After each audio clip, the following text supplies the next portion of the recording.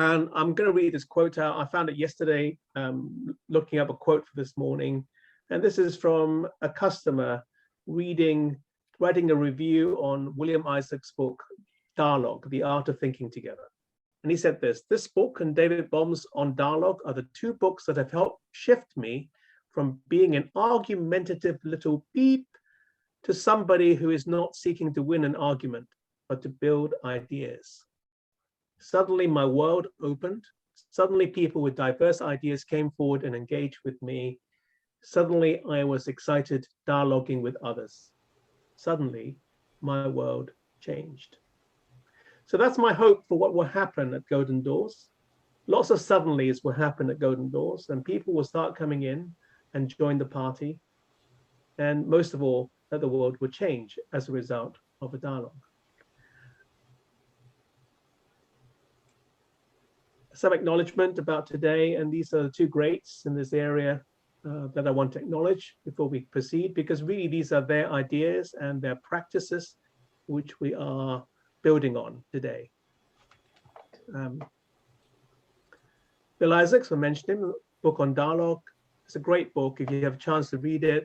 It's quite old, it's written in the 1990s, but it's still one of the best books that there is on thinking about how to do things, listening together and speaking together. His colleague actually at one point at Monitor Group was a man called David Kantor. And Kantor just passed away earlier this year in his 90s. And we'll be looking at his 4-player model, the way that dialogue actually works, the structure of dialogue itself and how it happens. If we don't have to worry too much about theory, you'll find that a lot of this stuff is about how we practice stuff together. Okay? So I just want to acknowledge these two people and who are very much with us as we go through the session together. All right, so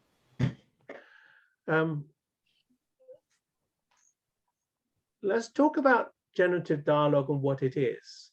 I'm not going to spend a lot of time talking about it. You're going to be talking about it. We're going to be feeding it back.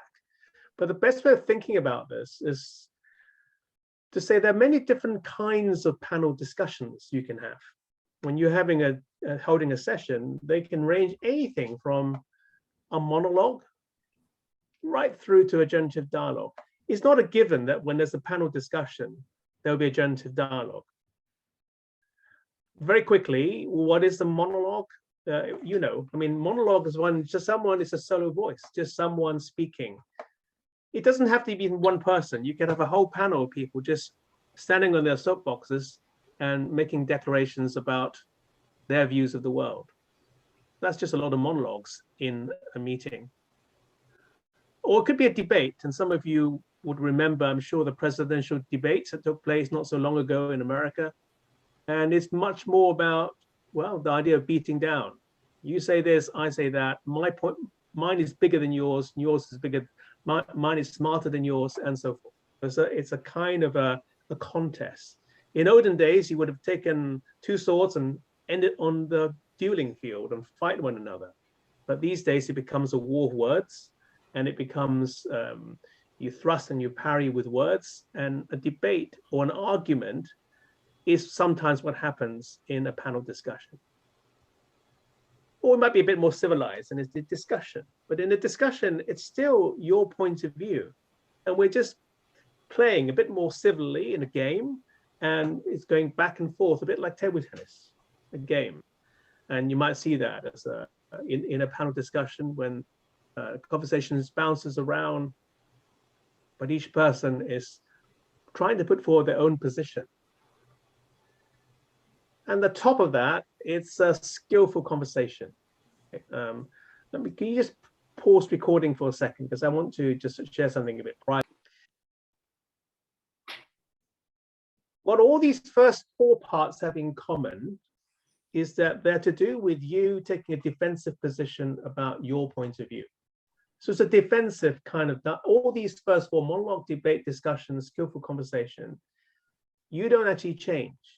There's more than one stream of things going on in the room, and your job is to present your position as clearly as possible and to influence the other party that they might begin to think and see from your point of view. And this is where we now begin to move into the area of dialogue. And the two kinds of dialogue, this is all from the work of Bill Isaacs. The first kind is the kind of reflective dialogue. Here, we're not really interested in what is my point of view, what's your point of view. We begin in the reflective dialogue to examine our own assumptions about what we think. And our minds are open, we're willing to change, willing to shift, and we're willing to look again more deeply at why we are saying what we're saying. Why is it so important for us to be right?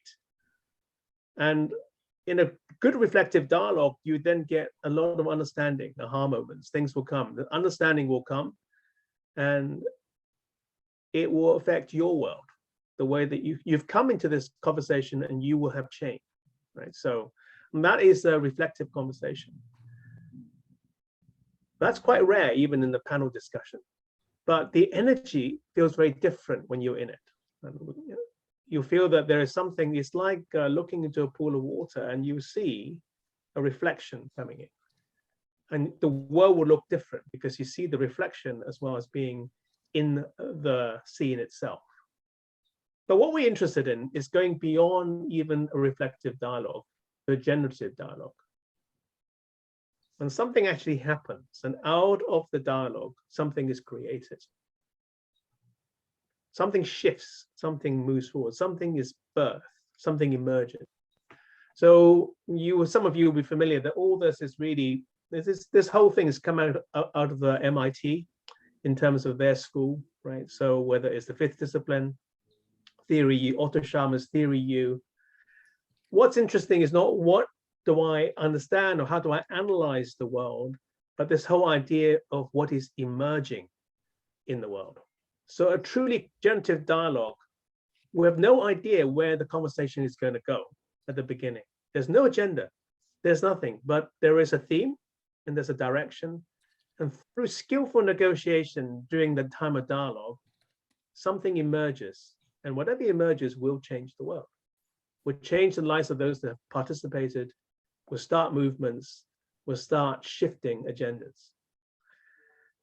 My hope, my wish is that every single panel discussion will turn into a generative dialogue, that it will go beyond simply having a nice debate and exchanging ideas to something that actually makes a change in the world.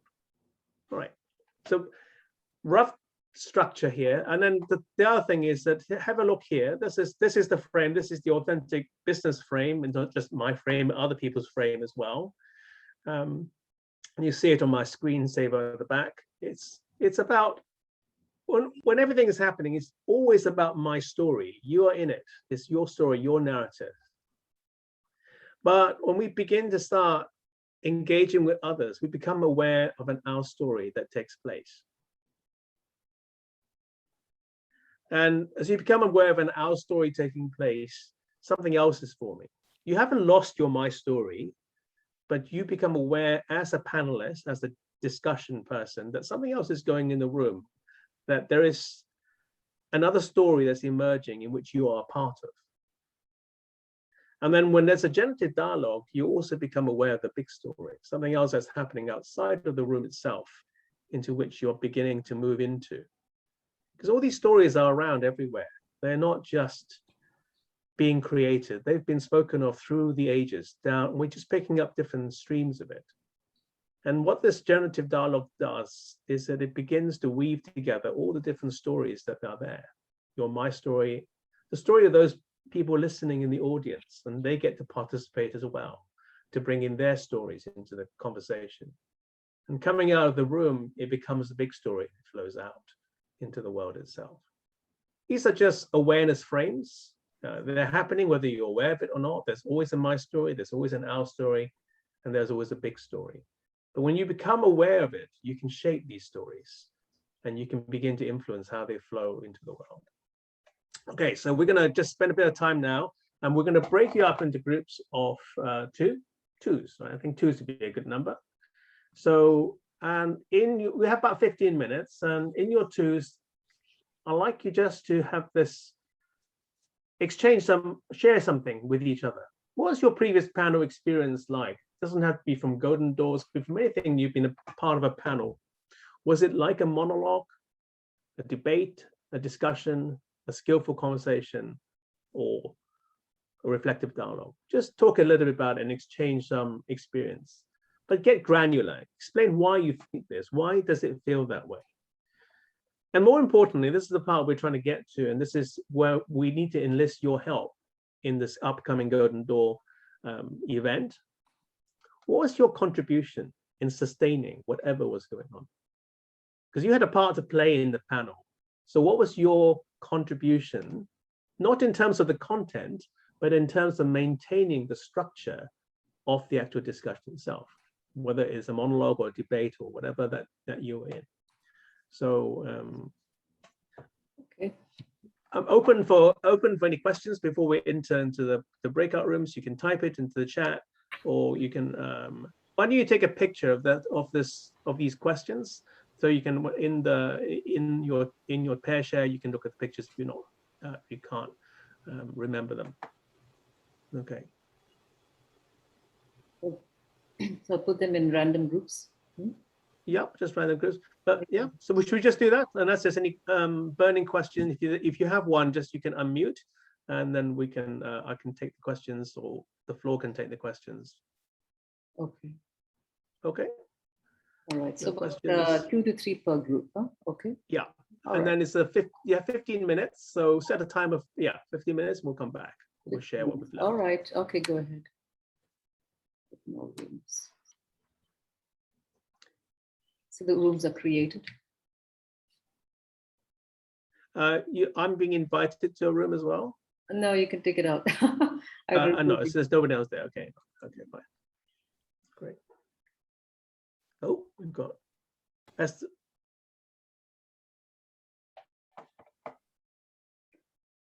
Hello, Bishop.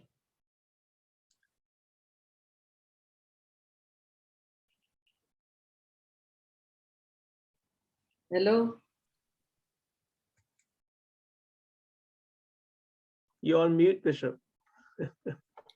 Hello, Bishop. Bishop Ria. So good to see you. You. Let me just make it.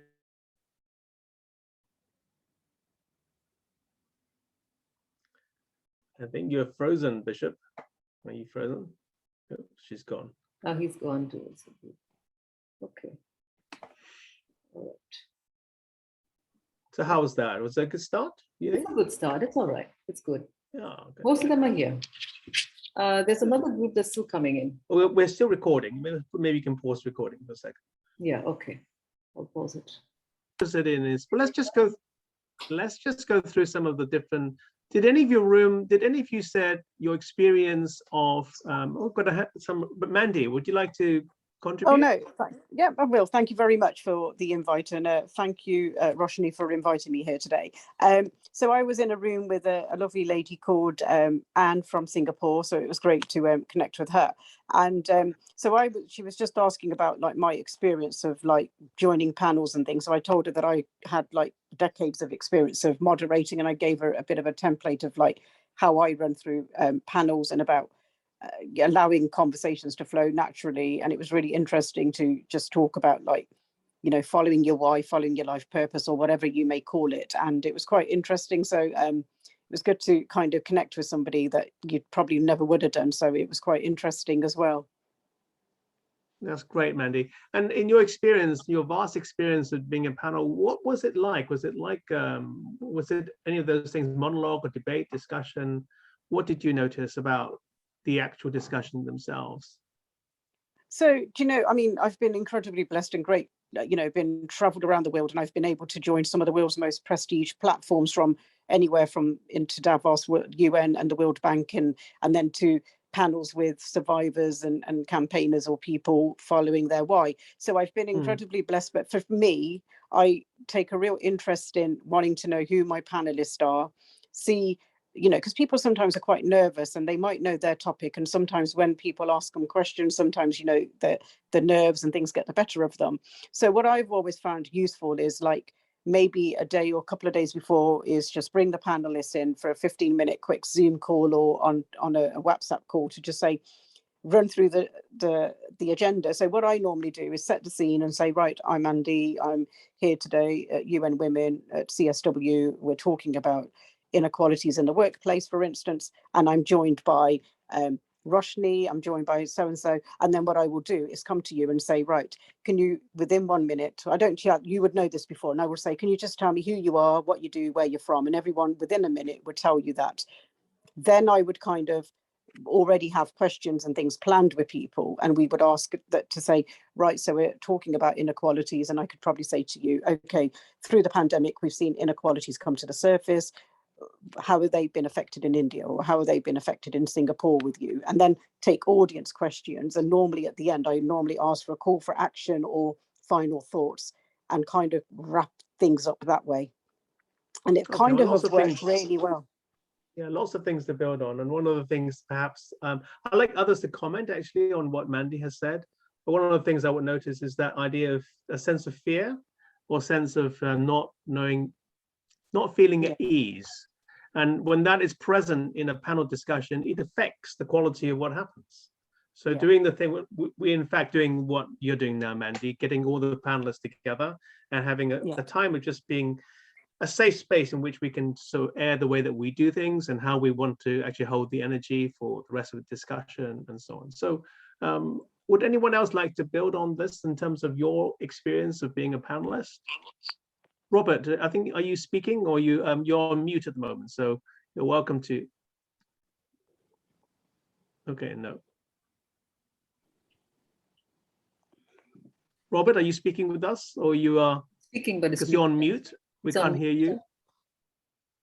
Unmute.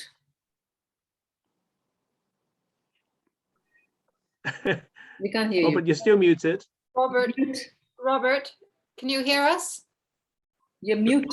Okay, better. Now we can. Yes, we can hear you now. So you need to start again, because we couldn't hear anything you said. Yeah, sorry, Andrew. In your model, in what you said, there's no mention of a moderator in the panel discussion. A great point. A great point. Very important person, I'm sure. Yeah. Well, I was given an example of being the moderator there, actually, but yeah. yes. So what was your experience? And we'll come to that in a minute. I think this is what we're trying to do. We said, look, when you're in a panel and people don't know one another, you need a moderator. Otherwise, things can get really out of place, right? But when the panel itself know one another, and we'll come to this point next, you're able not to have you don't need a moderator. And you can hold the energy for something that is actually really powerful and that can emerge from the room itself, right? But it requires a different level of awareness and a different level of participation. But that's a great point, Robert. So I've not been to a panel discussion where there was no moderator. now we're about to experience some whether this might be the case. The moderator becomes part of the panel. That might be something that'd be interesting. And wouldn't it be great if we can get that? That would be an amazing experience, I think, for everyone, if we can do that. Yes, if we can do that, that'll be very good. Yes. Okay. So that's what we're going to learn. We're going to try that out today. So, what was it like? Would anybody else like to contribute to the discussion? Yes, Tallulah. I was also stumped, when Tahira mentioned to me about the panel discussion, and I thought I would be on one side asking questions, but so it stumped me that it was unlike any that I had participated before, and I felt that it felt very inclusive and participative in a way, and I think that's one of the aspects of having a dialogue which is more generative. It allows everyone to step into and share in a way. Okay. Yes, Roshni's got a question. Thank you, Roshni. Just a sharing from Thank you, Tallulah. our room, not a question, but just some insights from our room, which had lovely Rob and Eetu on this lovely August day, as Rob says. So the three important points we culminated with at the end of our experiences was that the first most important thing, whether it is a panel which is generative or whether it is a discussion, a debate. The important thing is to listen in, because most of the times, as we were just talking, Mandy mentioned about knowing the panelists. I do the same. If at all I am kind of leading it in a way where I create groups, I create a WhatsApp session with the panelists so that we interact, we know each other. But a lot of times when you are invited as a speaker and you are on the panel, you do not know the others, and that's where the listening becomes more important, to skillfully steer and be seamless. Otherwise you are fish out of pond, trying to make your individual point, but it is not blending in what others are saying. And a lot of times I've experienced that when others are just saying because they want to say the point. But I think a conclusive panel is where there is call to action, which also, as our Rex panels on ideas to action and so on go on, it is important. The second part is of collaboration, collaborating with the other panelists, collaborating with the people on the platform, including the moderator, where we create a two-way traffic and we come to conclusive actions which the panel can take forward. And it may not be all are collaborating, it would be just one collaborating with the other, but that work goes on. And Rob, would you share the third one, or Ritu?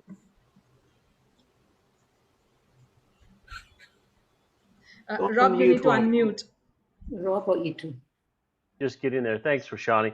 And to look, working with the girls on this, it was such a joyful communication that we had. It was really quite fun. I think the last one really came from the beginning of the conversation before we got too far along with Andrew. And I was mentioning three things that I thought were super important: conciliatory discussions, collaboration, and collegiality. If you're on a panel, either as a moderator or a speaker or someone who's part of the audience, all three of those things have to gel for you to get to the other side of what you're trying to do, no matter what role you're playing in that dialogue or that particular situation. So thank you for a few moments. Rashani, you did a great job, and I'll turn it back to Andrew or Tahira to carry forward. Rob, if you had to pick one of the three, which would you say was the most important, those three? Oh, definitely a strong coffee before you get on the line. That helps.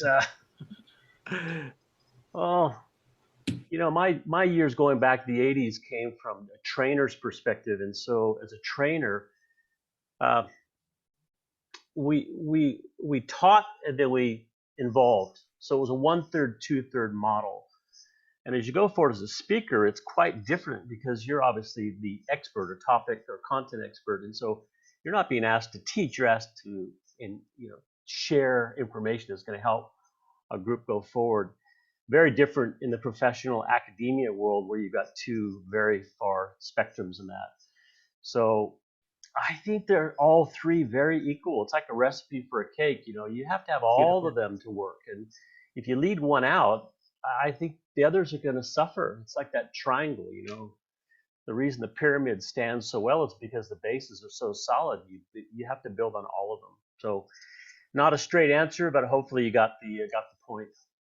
And we're moving, aren't we? So there is movement in all this. This is like a dance rather than like a static thing where you have three items going on. And this dance, the collegiality, the collaboration, the listening, they all kind of dance together to create a dialogue, right? I would like to back up what Robert said. Moderation is a very different deal, and it is so true. I've seen awesome work done by Joanne Flynn, and in Sydney or Singapore with moderation. I've seen Tahira do great stuff. I'm aware of some of the people on this line, Henry, of course, others, Michael. There's some phenomenal people on this that are really good at that area, and I think that's an area that we can learn from people, whether it be CNN people who are moderating or watching the U.S. debate last year where the moderator lost complete control of those two politicians of my country.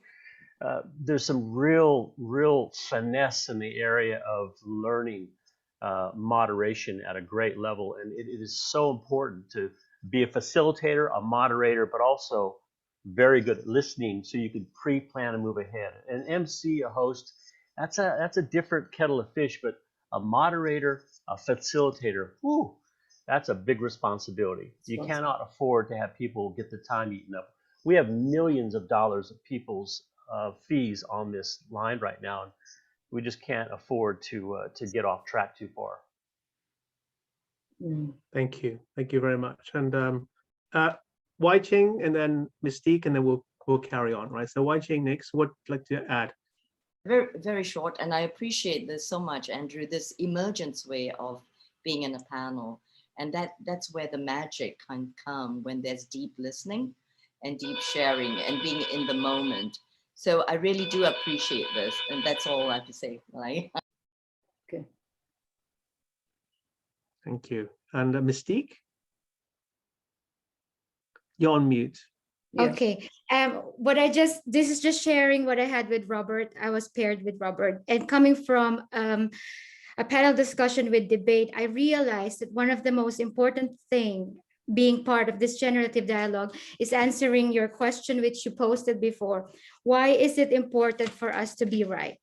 I think when you step down to that thinking, why is it important for you to be right, rather than being part of the solution, it steers the panel discussion to another level. And that's what I realized. It's not asking yourself why you need to be right, but how to be part of this.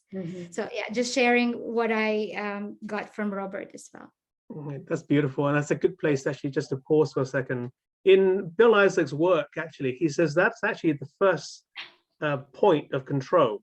When you move from either, if you decide that it's about you being right, that means defending your position, it will go down the path of a monologue, debate, discussion, or skillful conversation. But when you're able to suspend that thing and you want to say explore rather than defend, then dialogue is possible. And that's one of the challenges. I think those that have been moderating, you know this.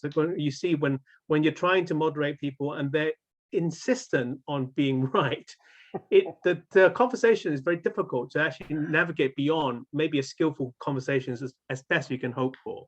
Yes. But when people are willing to suspend that, then something magical actually happens, right? So I'm going to build on this a little bit now, and so I'm going to share my screen again, and then let's just come back. Share. Okay, so right, this is the point about moderation. So what is it that we're asking of you as panelists coming up this event? So what moderators do, they actually hold energy, and they're skillful at this. They notice what's going on. Is there fear? Is there anxiety? Is there something going on in the room? And then they will try and massage it a little bit so that actually things can flow. Right? So do we need a bit more listening? So let's just listen a little bit more. Do we need a bit more connection with people to build collegiality? Let's do that. All right. Or let's build on each other's point of view. Can you collaborate with what has just been said? So that in order for something to actually emerge. So there's someone behind the scene as a moderator doing all that. The challenge for all of you is that can you do this without a moderator? And I believe the answer is it is possible.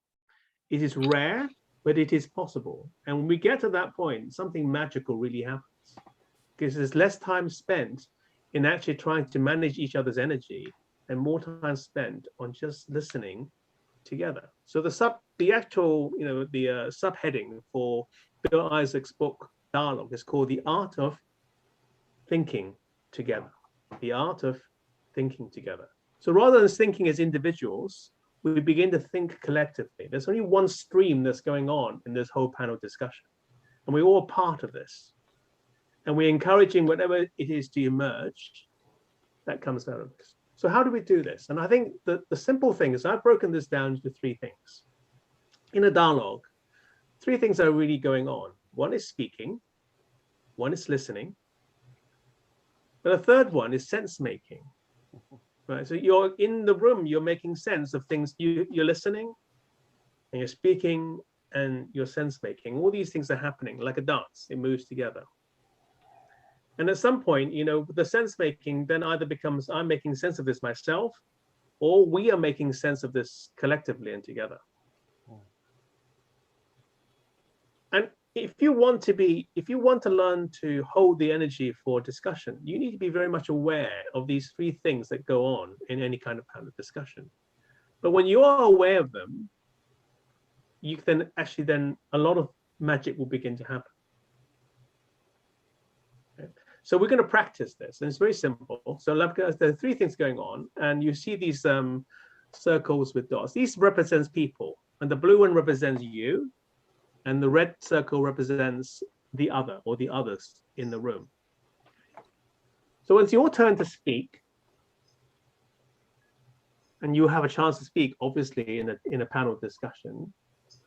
What I'm encouraging you to do is to go inwards, go deep within yourself, go beneath the surface, go down into the core of who you really are. The essence of what you're trying to say. When you speak from essence, you speak from what you're passionate about and that point of view, not through a mask, not through some other projection going through. Then we can begin to get the essence of what this dialogue is really about. And oftentimes what gets in the way is our fear of looking bad, to be honest. Our reputations, our fear. So it may well be what breaks the ice is something a little bit vulnerable, something that puts you into a bad light, something that maybe you're wrong about something. And when you know that you don't want to go there, that's probably where you need to go, right? If that makes sense to all of you. I think you've all had this experience when you know this and you have a choice and you decide, no, I'm going to blank it out, I'm not going to say what is really on my heart. But when you do that, it's at the price. The price is then something breaks down in the generative dialogue because you're no longer in the dialogue, you're outside of it and you're speaking outside of it. So when you're speaking, and we're going to have an exercise in a minute to do that, just focus on what's inside of you and speak from that place. Now, the next thing is when you're not speaking, your focus attention is on inside of yourself. But when you are not speaking, so someone else is speaking, just focus on them, what they're saying. No agenda. Don't think about what you're going to say next. Right? Because if you do that, you're not really listening. You're no longer able to hear what is really going on in the room. There'll be plenty of time to reflect after, but just listen to understand. What you want to do is for that person who is speaking to feel as if they're the most important person in the room at that moment.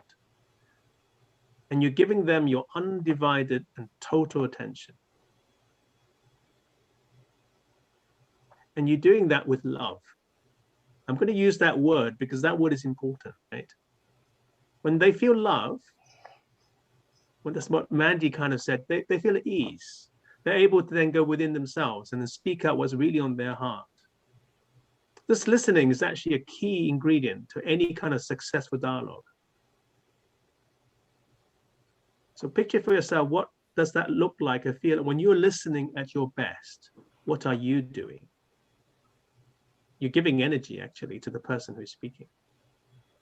Right? And then the last part, and this is the bit that I love the most, is that your focus is on the other person, but then there's a sense-making piece, right? So oftentimes in a discussion, there's a pause, or there's a moment of reflection. And sometimes we are moderators sometimes feel a little bit nervous about pauses and silence and you want to fill it. Or if you are panelists, you feel that you need to jump in because there is a moment when there's nothing going on and the void needs to be filled. I suggest rather than do that, just let the silence do what it's supposed to do, which is when we make sense of what's really going on in the room. You begin to notice, so-and-so, I've been saying this, so-and-so have been speaking this, and other things are going on. It's in the room. It's not just in the other person. Something is in the atmosphere. It's in the room itself. And we begin to thread these things together. And that is what is emerging, if you like. When there's sense making, this is actually what emerges in the generative dialogue. Right? And you notice this is just simply your awareness. Each person, if you just do this in any kind of, doesn't have to be a panel, by the way, it could be just with your family member, your spouse, or your children. or your colleagues at work. When you do this, when you speak, just practice speaking from your center. And when others are speaking, just practice listening without an agenda. And when there's silence, just notice what's going on. Try it out and see what happens to your life. I do it all the time now because it's simply so beautiful, and life just changes. And you're not fighting life anymore. You're in the flow of life. And you're able to then figure out which part of life you want to flow with. And it's a beautiful thing when that happens.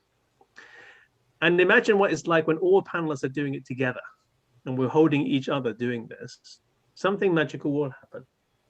Okay, so enough. So the theory is this, that panelists, if you like, without a moderator, someone needs to hold the energy. And often what happens is that the panelists do not believe it's their responsibility to hold the energy for the conversation. They just throw in their 2 cents. But if you simply come in as a panelist and you say, no, it is our collective responsibility for this panel to sustain this conversation. And there's one conversation, not multiple conversations going on. Then the moderator actually breathes a sigh of relief and say, actually, my role is no longer needed now because you've all got this. And maybe they can also participate in the conversation. So that's how it flows. Right? So let's practice. Okay. We're going to have a 20-minute, we're going to do an exercise called the check-in. I'm doing that particularly doing this exercise because it's an agendaless kind of activity, right? But it doesn't matter what you do. And you will then find that if you practice those 3 things I've talked about, anything will transform itself into a generative dialogue, right? So that's what we're going to experience, whether you can do that or not, right? So we're going to break you up back into your panel groups, with the exception of one group. Tahira, just let them. Which group is that? About 2-3 groups do not have their people. Okay, fine. So you might find yourself in your panel. That means the panel that you'll be in, or you might find yourself with other panelists. Doesn't really matter. Okay. And it's just then doing this. So in this, what we're going to do is we're going to call this check-in, and each person will have 2 to 3 minutes to check in with the rest of the group, right? And there's no sequence. Whoever wants to start can start. Whoever wants to continue can continue, right? And if you want to be quiet for a bit, you can be quiet for a bit. So that's all good, right? But don't take too long per person. Otherwise, the other people in the room wouldn't have a chance to share, right? So 2 or 3 minutes. What am I feeling?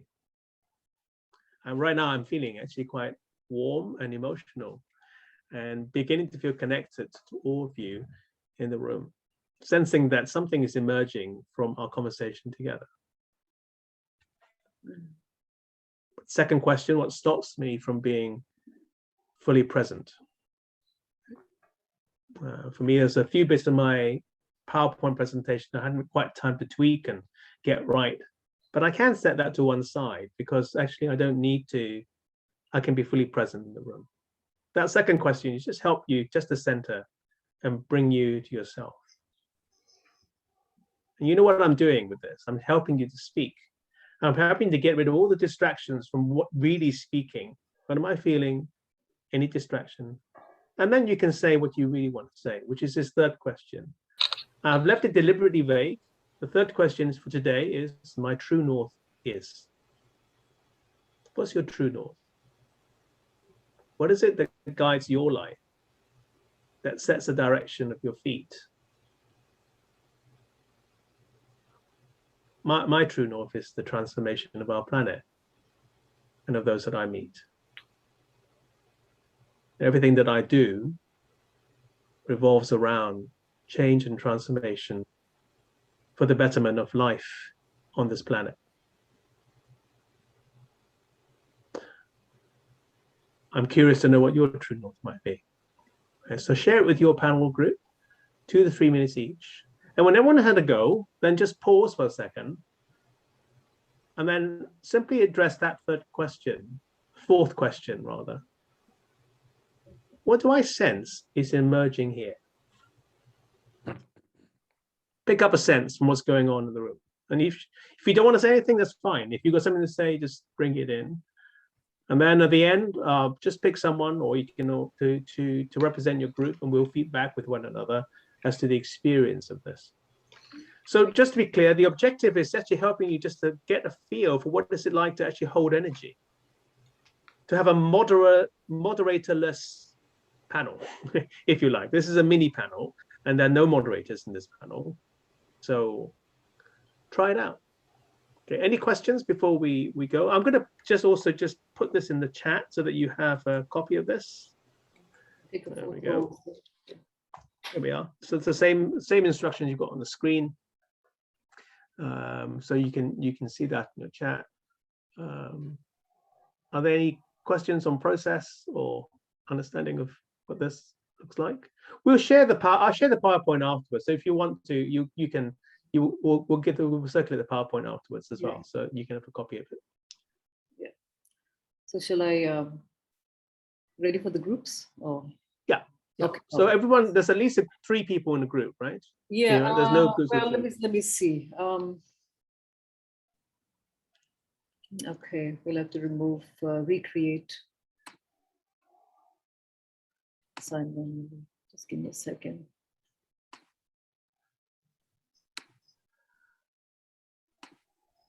So, may I have a minute? Yeah. Of course, please. I simply wanted to say I'm sorry for coming late to this. We've just arrived from abroad and have another commitment at 2 o'clock our time, and have to leave to Jordan on some other ministry. So I won't be able to stay for more than 50 minutes from now. That's all you need. That's all you need. No worries. Actually. No worries. That's all you need, actually. Okay. So we've got some groups with just 2 people. What do I do with that?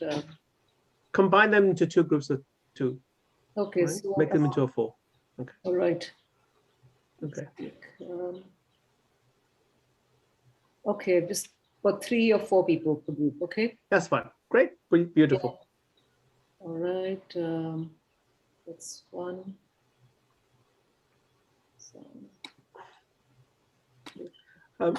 Remember your group when you look into your group. Remember your group number, because we're going to need that later on, right? So when you go into these groups, just remember the group number that you're in, and then that way we'll know which group.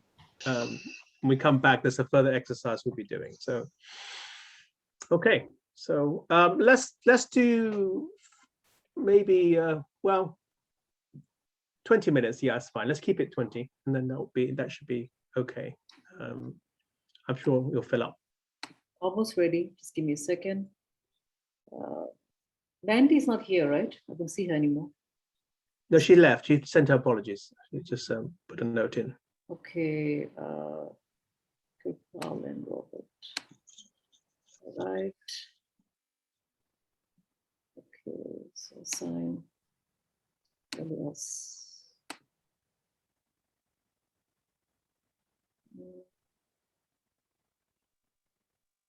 Okay.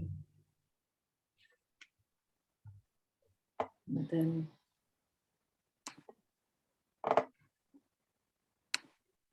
okay. Ready. All right. Some are 3, some are 4.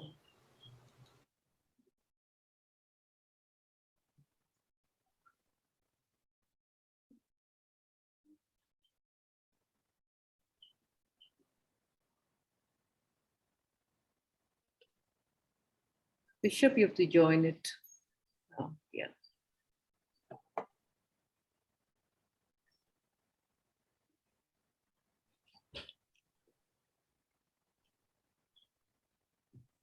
You have to accept. There's a join button at the bottom of your screen. Actually, there may not be one actually, Tira, because I don't see one on mine. So it's probably the Bishop. I didn't assign you to the group. Okay, so you need to assign him to a group then. I've already assigned him. I've signed him, but I've not assigned you. That's why you don't see it. Or if we can't, who is the Bishop in a group of 3? I've been with Elias. I've been with Elias. No, I've moved you to Michael, Michael Yap, the group with Michael Yap. Do you see that? You need to accept join, Bishop. Just a second. Only Andrew, I've not assigned you because we are not in the group. No. The others have gone. You have to click move, accept.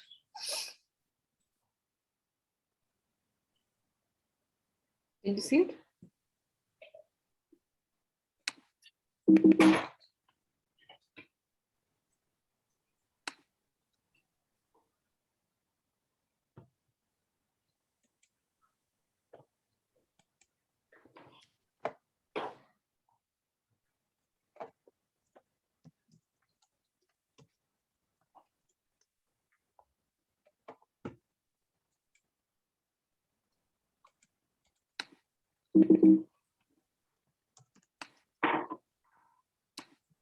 And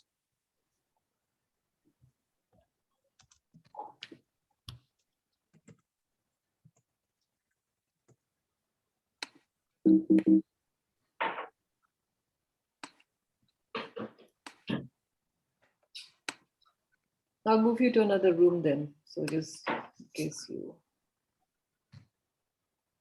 Oops, you've started to share your screen. well, No.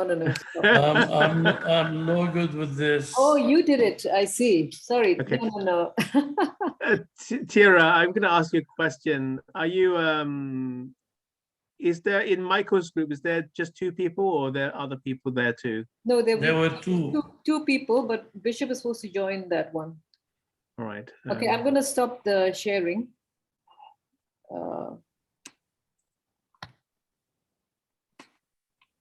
Yeah, you can stop the I'm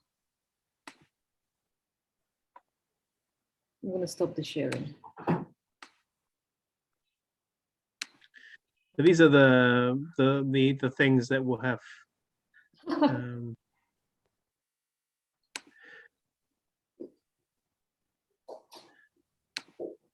So probably Bishop, next to the share button that you just clicked, there will be another button says maybe says record, and there'll be one that says breakout of some kind. I think that because I don't have it on mine, but that's the one you need to click and then join. So Which one? Record? No, you need to join. There's one next to there'll be a share button which you clicked, and then there's another one that says record. No, you don't do the share button. Next to that, there may be another one. I don't know which in the sequence. Can you see it on yours? Which number beside the tier on yours? Because I'm not part of a group, so I can't. I'm going to move you to another group. I'm going to move you to another group so that it's easy for you, because you can't. Maybe see easier. Yeah. Well, is it this one? Oh. Wait, room 4. Okay. All right. Can you see it now?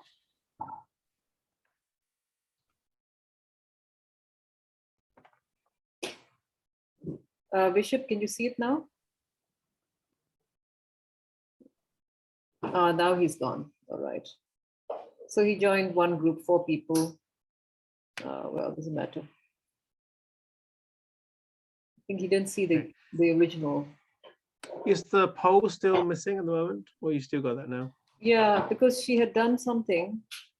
It was fine, but she had logged in with my account. Okay, don't worry. It's fine.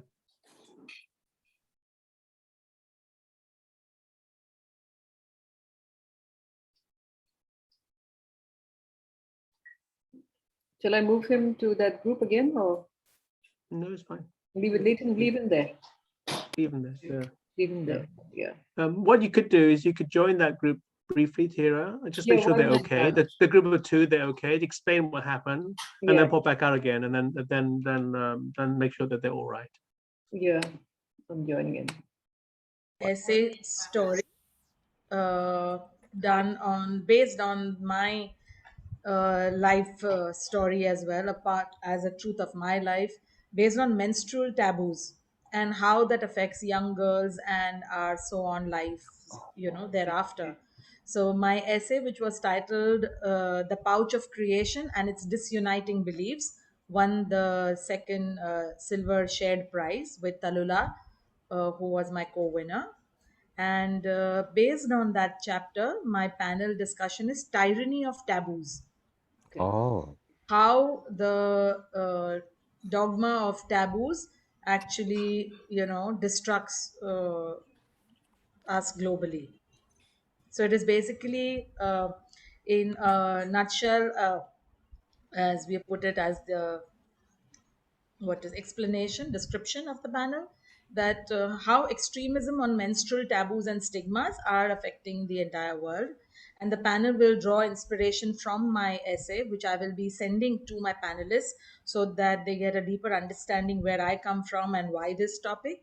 And the discussion, I hope, initiates that call to action which we want to bring with the much needed dialogue and conversation on this topic, to shift us from the dogmatic regressive thinking to progressive inclusive living, and we move away from things that hurt us in the long run and not create an unhealed generation. All right, good. I just came in here to tell you that because Bishop didn't know how to press to join this group. Okay. He's supposed to be part of this group. So I just want to. That would have been so lovely. Yeah, he's supposed to be part of the panel with Michael Yap. I'm going to try to bring him. He joined the wrong group. So Okay. he didn't know how to join this group. So please okay. So go ahead with the check-in. yeah, check it. We're doing that. I'll try to get him. Okay. Yes. All right. Okay. So, Michael, would you like to share the second question now?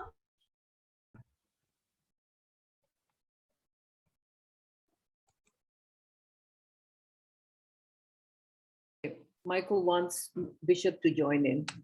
So I'm going to bring him.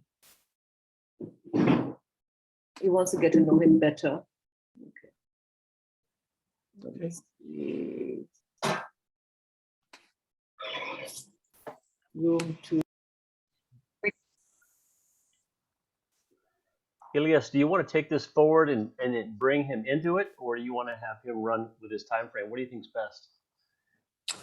Look, I guess, Abuna, if we can, I'm just saying because I know you have some time commitments yourself. How about the three questions that we're... Just a second, Elias. I'm just going to take Bishop out because you and Billy Bishop, you need to be in the religious harmony panel. And Michael Yap is asking for you. So I'm going to, if he disappears, don't worry. We feel blessed in the time he's been with us, so it's been good for us. If he disappears, it's okay. Okay. So you should see he's gone. I'm gone too. Go ahead. Okay. We've been gazumped by someone better looking than Sorry, guys.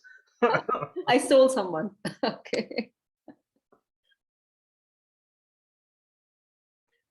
You can stop recording actually, if you like. We were all Go ahead. And there was a little bit of anticipation or nervousness around being on a panel as well that came up. We're all feeling that was a little bit out of our comfort zone. We sort of all agreed we quite like our own company, and we explored the idea of the silences as something that we would welcome, I would say.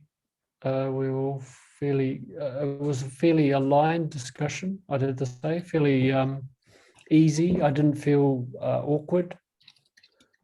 And I don't think, I didn't feel any awkwardness from the others either, really, too much. Okay. Would anybody else like to contribute from that? Thanks, Tony. That's beautiful. Yeah. The others in Tony's group, did you want to add anything more to that? I think that we felt optimistic that there could be very interesting things coming out of the silence and in holding space for each other. That's lovely. I like that use of the word holding space for each other. It's an attitude, right? When you're in that room, you liked one another and you began to hold space for each other. And if you can do that on the actual panel itself, you can recreate the same experience, right? So when that's wonderful. I know the Bishop, you are going to be leaving us soon, so maybe your group can share next. Which group is that? That's 2. Group, perfect, group 2. So what's your experience? I think it's Michael and Bishop, Ria, and who else? Bishop, Roshni, and Mandy. Yeah. Okay, yeah. So maybe you can share. Okay. What was your experience? What was it like for you doing that exercise? So, Bishop, would you like to say anything? Bishop can Please? start. Yeah. Yes. Because he's leaving. Yes. You're on mute, Bishop. Sorry, Unmute. you need to unmute.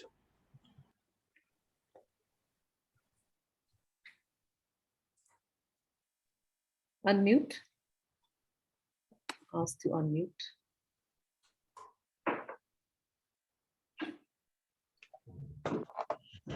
Well, maybe someone else from your group can start, Okay, and then you can join in. Roshni, you can go ahead, but Roshni, you're again mute now. Okay. So I think I was going to, Anne just echoed one exact part of the words that she said, that I felt we were holding that space for each other, because Bishop very candidly wanted to be on the listening side and was happy for us to talk and share. And we were, I think we were blended well to do that, and not feeling, we want him to speak as well or anything of that sort. But the word I would get is honoring and respecting each other on the panel of what we want to put forth, what we want to say, how much we want to say. And the other important thing that came up through Michael was that external circumstances can affect us where we are not totally present. But the important part is the monster inside of us, which actually makes us not being present totally at a given point in time. And that was another important factor that came up in our discussion. And it was also what I learned from the empty space whereby we had Bishop and Mandy joining in later, was that many a times in the panel that somebody steps in much later into the conversation, and all panelists are not talking towards one question or discussion. And it is to kind of anticipate, await, what is this silent person wanting to say. And it is not that the person does not have anything to say. The person may be doing the third thing, which Andrew said, sensing, and trying to just make sense of everything that others are saying, and then maybe kind of, put everything that they want to put forth in that nutshell.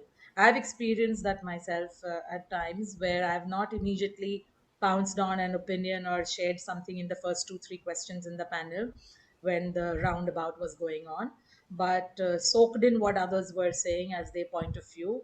And then what I wanted to say out of my heart, I saw that it seamlessly blended in taking the conversation forward.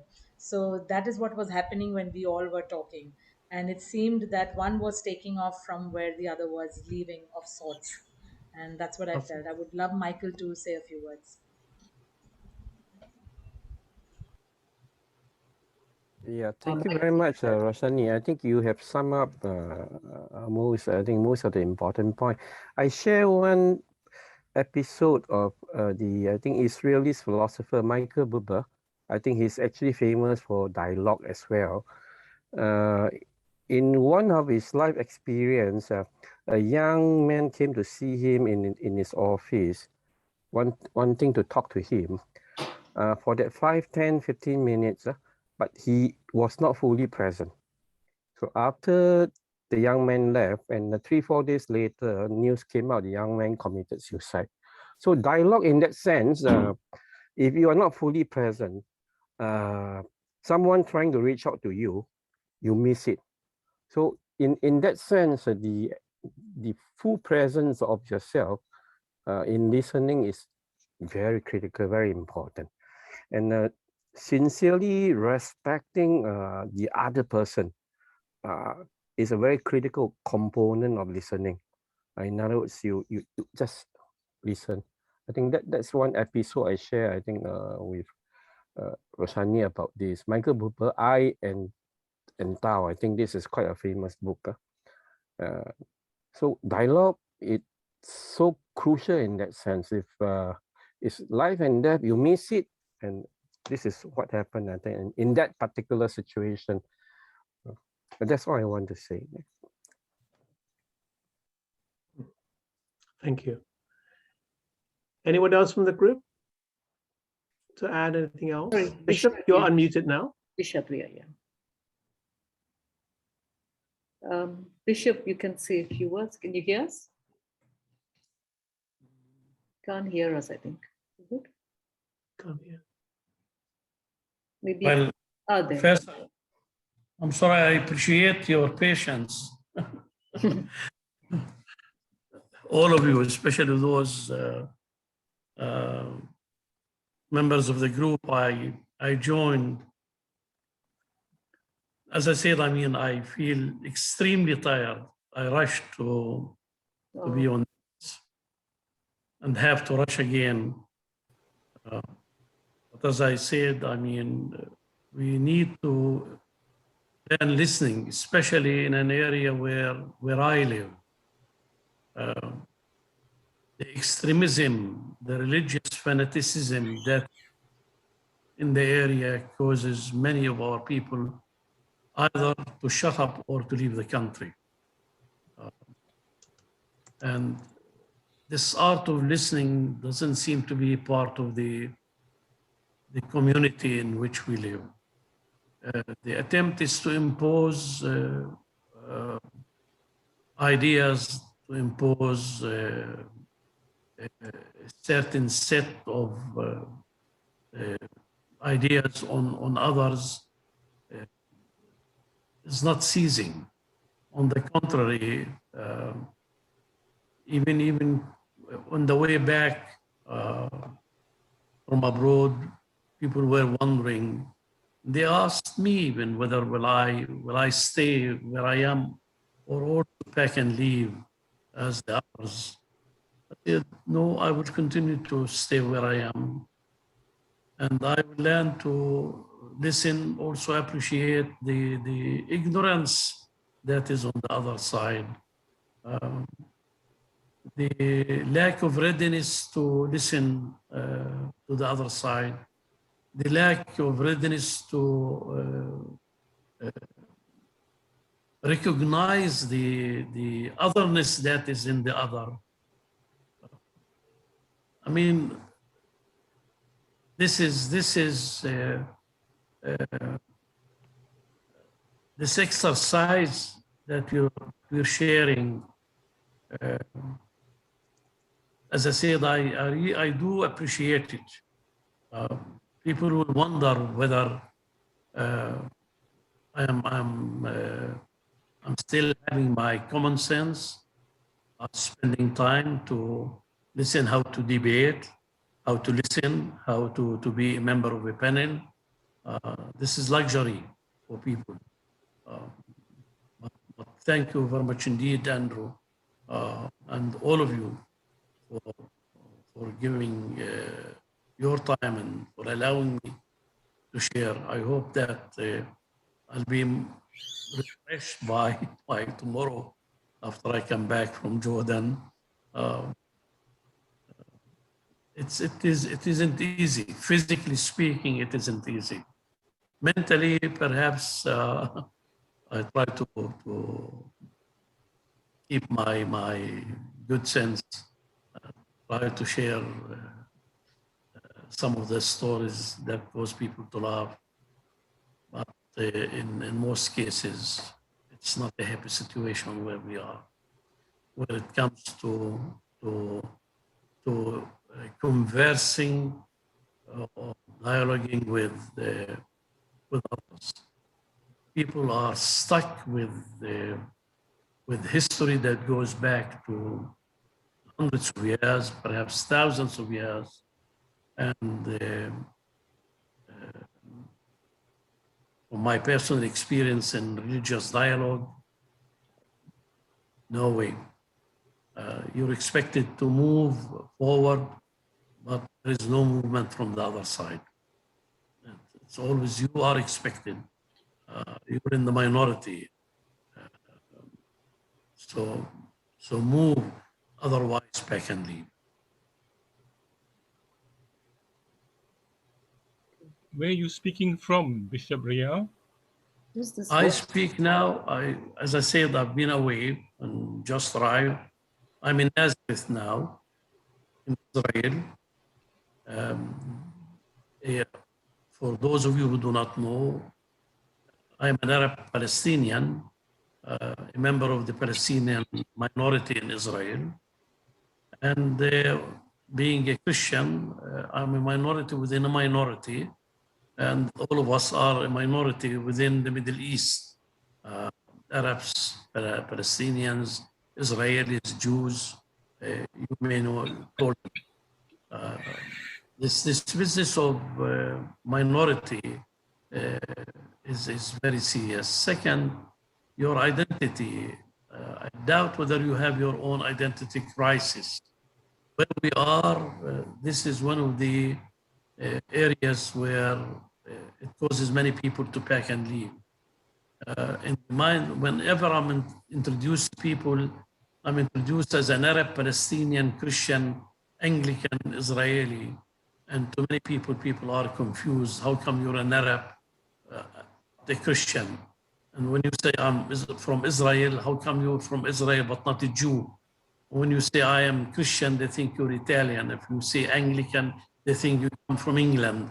It's this kind of situation where you continue, like the rest of us, the little minority that is left in the land of the Holy One, in the Holy Land, less than 150, maybe 100, maybe a little more, including those in the West Bank and in Jerusalem, about 200,000, whereas we were the majority in the land for many, many centuries. And now most of us, you find in New Zealand, and you find them in Australia, you find them in Chile. There are 350,000 Palestinian Christians in Chile alone. 274,000 Christians immigrated from Lebanon between 2019 and this year. So there is a sense of hopelessness among our people. And regardless of how much one tries to uplift the spirits of people, they think or they tell you this is utopia. From my own family, I am a member of a family of 8 children. I am and one other sister are left in the country. The rest are in Canada and America. It's very serious. That's why I say we don't have that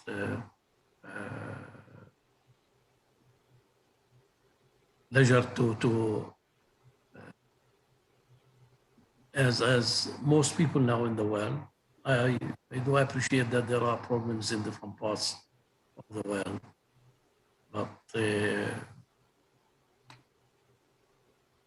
as I said, I want to say thank you first for including me in this exercise.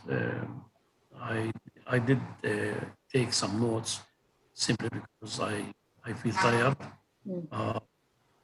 and I must admit I continue to learn. You asked me to say a few words. I did say more than a few words. So yes, me, and I will quit. Okay. And no problem. say thank you and have to rush Yes, to the other please meeting. rest. I have a meeting at 2. Yes, please rest. Thank you so much. You've shared a lot. Thank you. And you've gained But we'll be together. We'll be together again. We will meet Thank you. soon.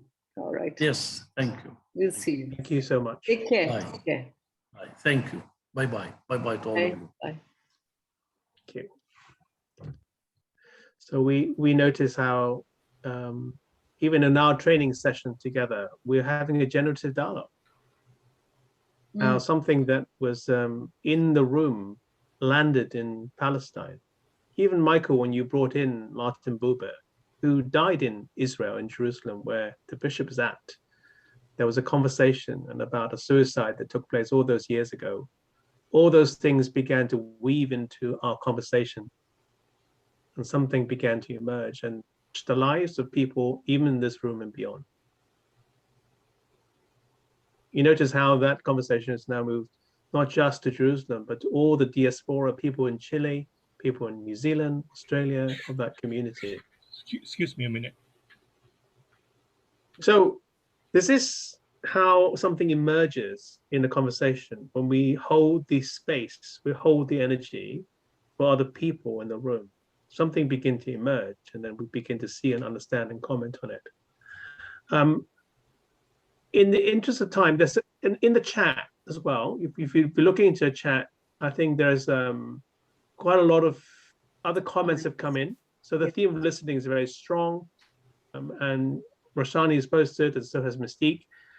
And I'd like you just to, anything else before we close this section off, and then maybe we'll take a 5-minute break so that people can have a comfort break as well, probably a good idea.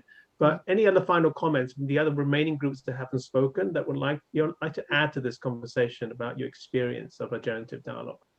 Yes, so how about Henry, Toy, and Joanne's group, and Robert Yu's group? Joanne? Yeah, Henry? Okay. Maybe I say a few things about our conversation among the four of us. Well, one of the things that we kind of discovered is also that it depends on the people that are in the group. It so happened that the four of us kind of feel very comfortable with each other, and we did say something that when you feel safe in a group, you become more less guarded. You have less agenda to or point to prove, and when you speak from the heart, I think and you speak the truth, it leads. Those are elements that could contribute to a generative conversation. The other thing that we kind of touched on was also something about listening. That if you truly care for the members of the team or the group, then you would definitely want to listen. Yeah, unless you come with an agenda and a point to make, and then you just want to make that point and leave, then you will never get to the generative state. Caring. Thank you. Thank you very much. Joanne had something to say. Yes. Joanne. Yeah. I do I? You do. No? That's good. And Karen, I think, would like to say good. something. Okay, Karen, okay. Yeah, I want to say thank you for this opportunity and experience. It's been truly incredible. And what was beautiful in our group, it's my panel, and we only met once before, and yet this opportunity has left me feeling, and I think the other two beautiful ladies, that we know each other really well. It flowed beautifully. And I think that's because we really did speak from our heart, and it's already become a generative dialogue because we've got those that we are doing something already outside of this, so it flowed, it was beautiful. I just want to say, Alfred Brendell's comment that the word listen has the same letters as the word silent. Oh, yeah. That's true. Says it all. And we were very good, I think, at listening to each other, and more than that, hearing each other.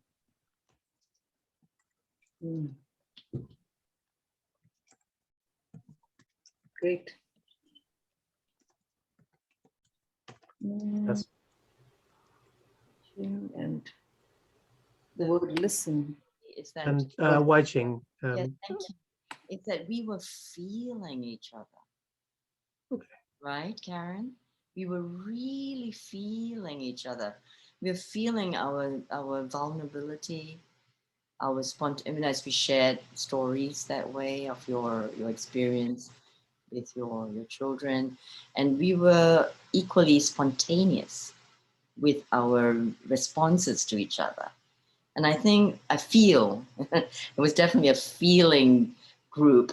And because we all work with children and in different ways. And so for moments we became children. We had to become children with each other in order to go into that space of spontaneity and sharing, whatever the feelings were. And I felt that that was what was cohesive about the three of us.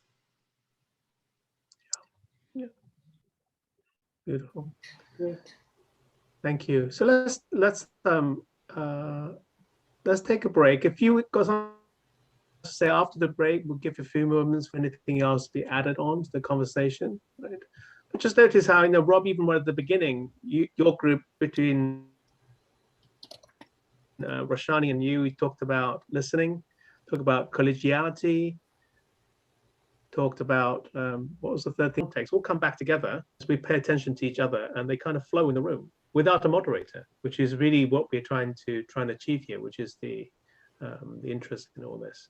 So let's take a break and come back at well, it will be 12 o'clock my time, so 12 to 7, that'd be 7 p.m. I guess. 5 minutes to 7 Singapore time. Yeah. And then we'll come back. So what, 10 minutes? 10-minute break? 10 minutes, about 10 minutes. We did a 10-minute break and come back. 10-minute break, yeah. We'll come back and then we'll see you then. Go for the last section. Okay, brilliant. See you a bit later. Okay, see you in 10 minutes. All right. Do we leave and log back on, or do we just? No, we can stay. Just keep it logged on. Yeah. Leave it there. Yeah. Okay.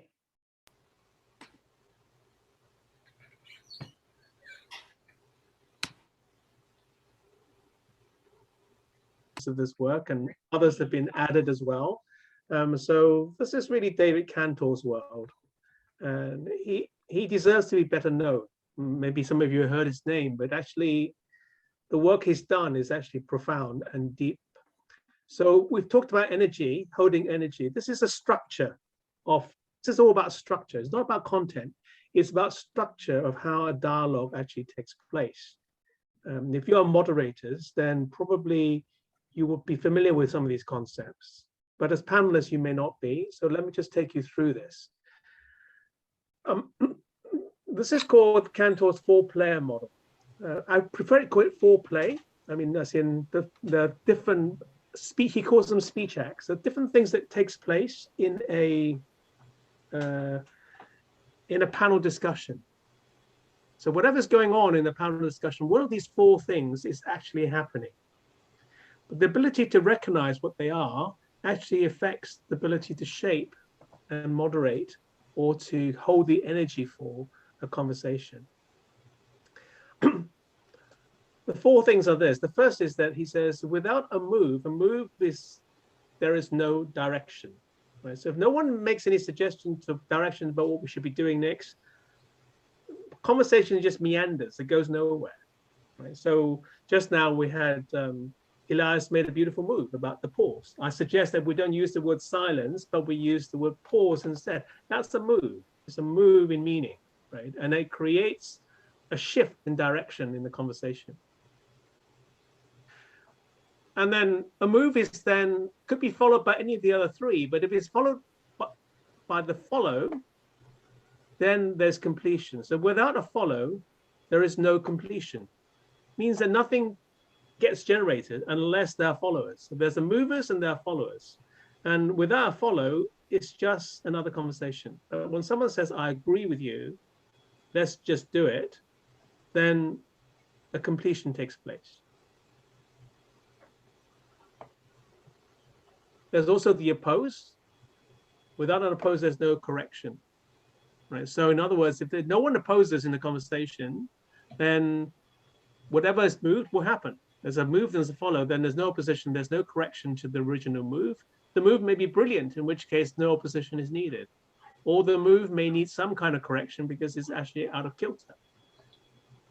So an oppose is needed. And the last speech act is what Kantor calls the bystand or the observer or the observation. So without a bystand, there's no perspective. So let me just give you an example to show what this looks like. I'll give you a few examples. So this is one.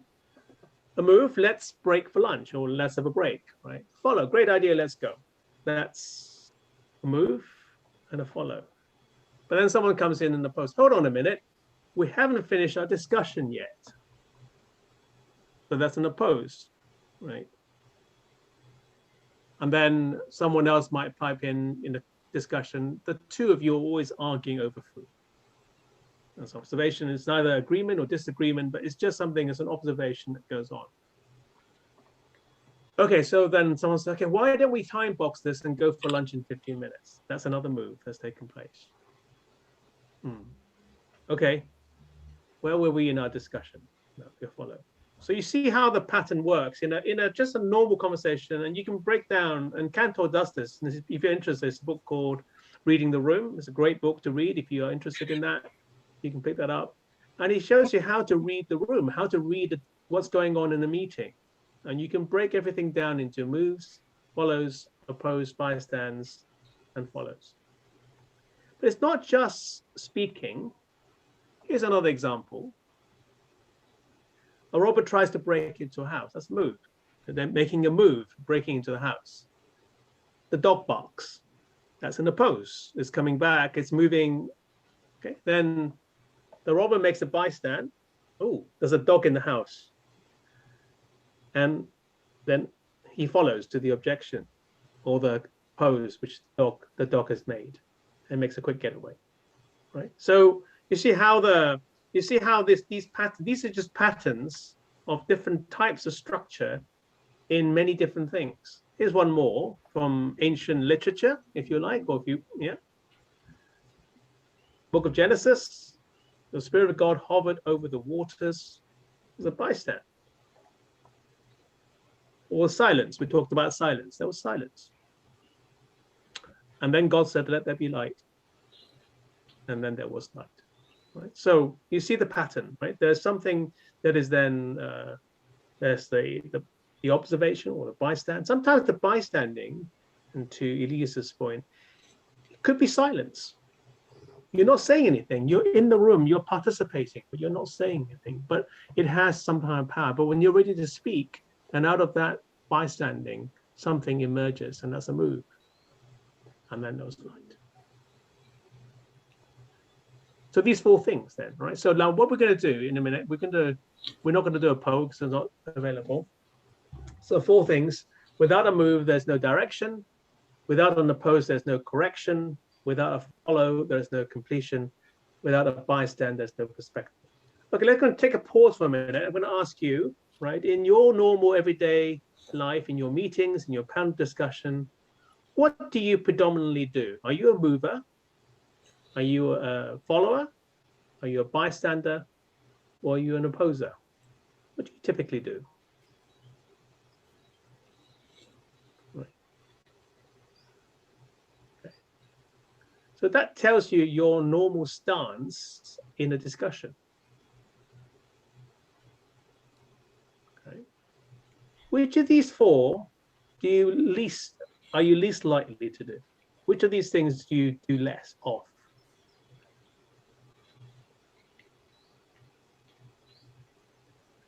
There's no right or wrong answer. It's just becoming aware of not the content of what you have to say, but how you interact in a room. Okay. So we don't have time to share with everything. Oh, there we go.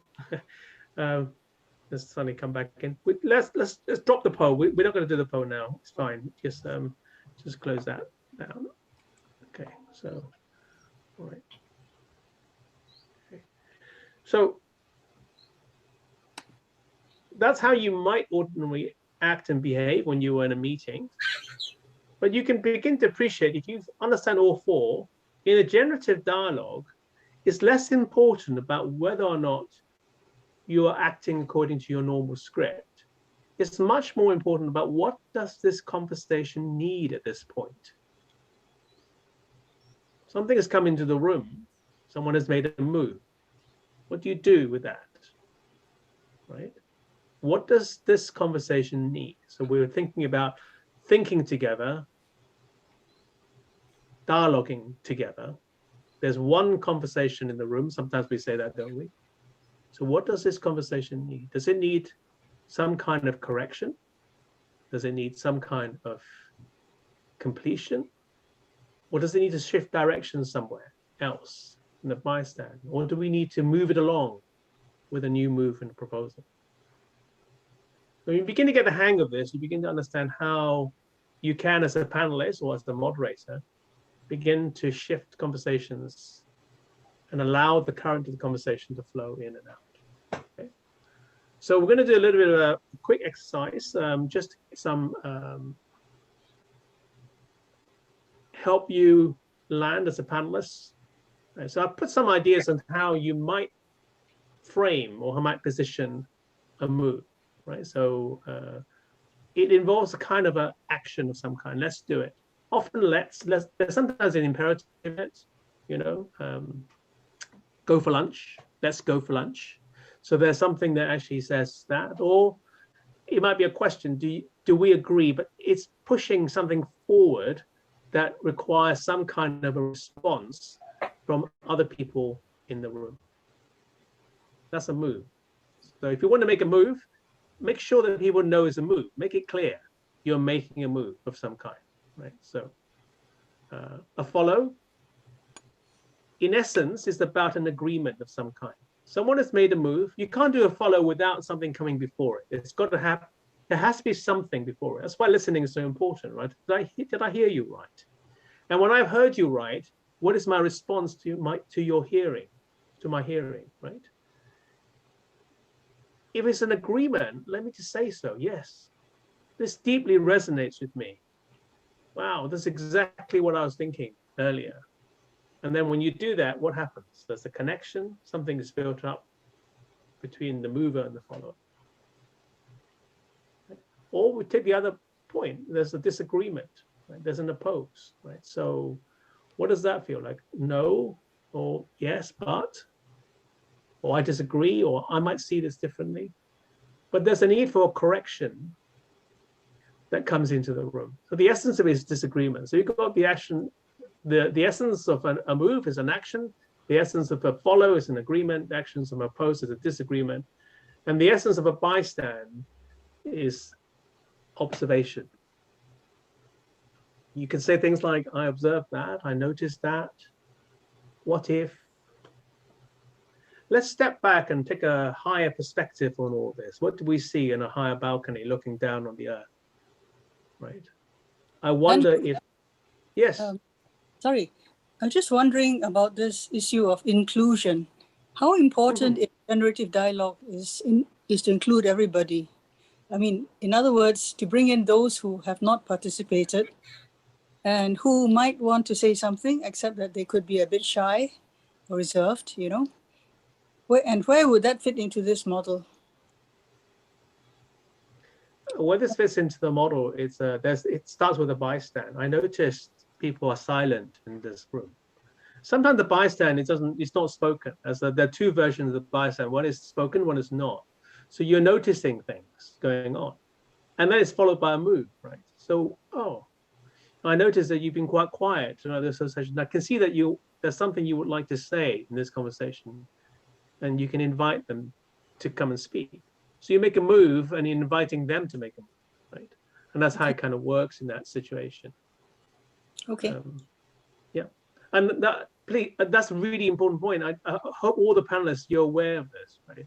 And don't forget, if you're doing a panel, there's going to be the audience out there as well. We're on Zoom, so you can actually invite people in the audience. If you sense there's something in the room that needs to be spoken, you can invite them to come and join in the conversation. There are lots of options available for you.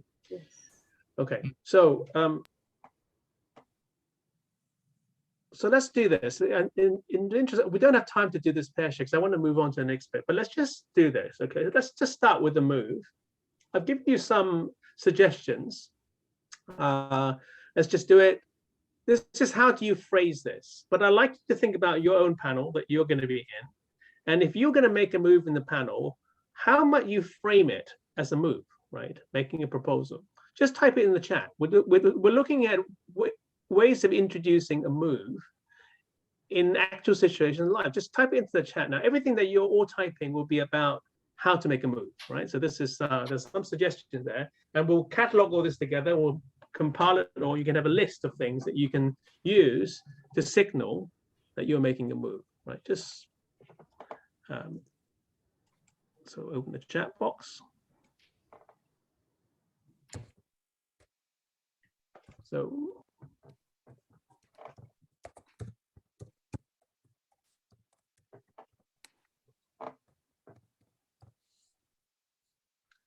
Andrew, yeah. may I ask something, please? Sure, please. I often find this part I suggest for me as a part which genuinely is where you disagree without being disagreeable. So you are somewhere opposing something, or not really opposing is a very, I think, high energy, harsh word for me, just as an oppose. So a lot of times when I don't think something is agreeable over here and it could come in the oppose, my move would be to put this, that I suggest that this should be there, and then leave the floor open for the other person to agree, not agree, but open the dialogue. So could that be at times possible as well? That's possible. So what you've just described, Roshan, is two things, right? You did an oppose.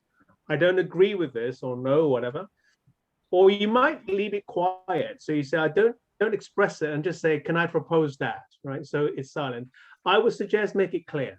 Don't leave it implied, because people don't know what you're implying sometimes, and people get the wrong end of the stick. So if you're going to oppose, but you can oppose politely, right? I see it slightly differently to you. This is what I see. That's your oppose. Let me suggest that. That would be your move, right? That you're moving forward to something else, and to shift the conversation along. What do you all think? Inviting a follow, or inviting an oppose, or inviting a bystand of something from the rest of the audience, right? So that way, there's one conversation that's going on. Thank you. So thank you. Great. Yeah. Shall we? Brilliant. Fantastic. Right. That's good. So I love Frankie Valli. I'm not sure that is actually a move, but that maybe it is. It's a move in meaning. So there's definitely an action verb there, and that's a move. So it's a follow. Okay. All right. It's a follow. That's it. Good. Okay. For moderators, if you're moderating, one of the things that you need to look out for is when moves are not completed. So what can sometimes happen in the panel discussion is that it gets to start winding off in a different direction. And there was an original point made at the beginning, which was never really fully closed off, because then those things might need to be brought back into the discussion as a moderator, because you're aware that that move has not been completed. There was no follow to it, or there was an opposed to it, which never really resolved itself, and it suddenly went somewhere else, right? So if you're moderating, these are some things that you begin to notice in the room and help bring it back to the kind of generative dialogue that it needs to. Or sometimes just drop it because it's moved on, right? And that's an art in all this, I guess, as well. Okay, let's do yes, perfect, beautiful, lots of good ideas. So let's do the next one, which is follow. How would you? This is pretty easy actually, follow, but type in something as you might want to express a follow. What would you do in a panel discussion? I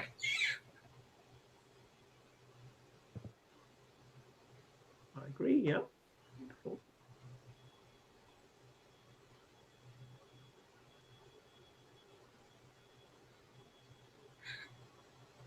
Great, that's building on some, Joanne, that's fantastic. If you're implying already this is great and we build on it, right? That's building on the one. We're going to come to that. I'm in agreement to this. That's it. Well, but even something like that was an earth-shattering insight. That was just so beautiful what you've just said. All those things are kind of in essence a follow, right? But notice the opportunity when you have a follow. And what I do notice in many panel discussions, we don't follow enough. There's not enough follow. But when there is a follow, something happens in the room. There's a sense of it completes things, closes the circle, a sense of resonance, and it actually primes for action as well. Right? The next step beyond the follow is actually let's take action now. Should we not have this dialogue in Jerusalem after this session today. And let's practice a bit of listening in the context of war. I don't know. Things can then move forward. Once you come to that sense of agreement, all kinds of possibilities begin to emerge, right? Okay, great, fantastic. I think we all got that one. Okay, the one that is tricky is the oppose, right? How would you do it in oppose? And remember, in a generative dialogue, what you don't want to do is to get it back into a debate or into some kind of a monologue, slanging match, because that's not really helpful. That's not why we're here. We're here to have a. But if you don't oppose, then you end up, you know, not really having a conversation. So how much do you oppose in a nice way? Just as a quick aside, you know what dictators do? Dictators only want followers. So they silence the opposers and they silence the bystanders. Right. So that would be because you don't want any. So the bystanders often in our world are the journalists, are the writers of truth that you all are. So you often are bystanding and you get punished for bystanding because it gets in the way of the movers. Right? So there's power in all this as well. We're talking about power and movement. Okay, but here, look, can you put some, great. I appreciate what you're saying. Have you considered this? Great.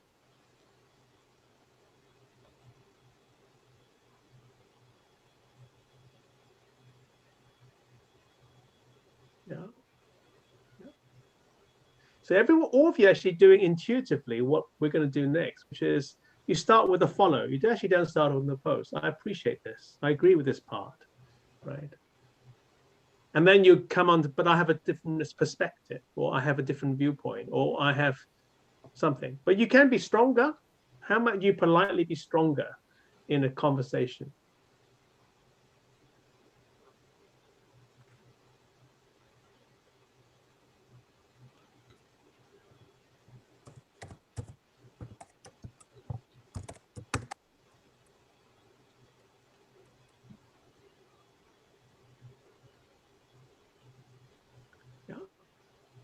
That's right. That's great, Tony. That's really good. So you're not dissing the other person's experience of life. You're saying my experiences are different, and I have a different perspective to bring to all this discussion. Maybe not in the kind of panel discussions we have to stay, but sometimes you've got to say what you've got to say. And oppose is actually, you know, standing on a bridge somewhere in Selma and then doing something that says, no, this will stop here. You will go no further, right? Maybe not in the panel discussion, but there are times when it calls for courage and actually to say, no, I'm drawing a line here. This is not a line I'm prepared to cross.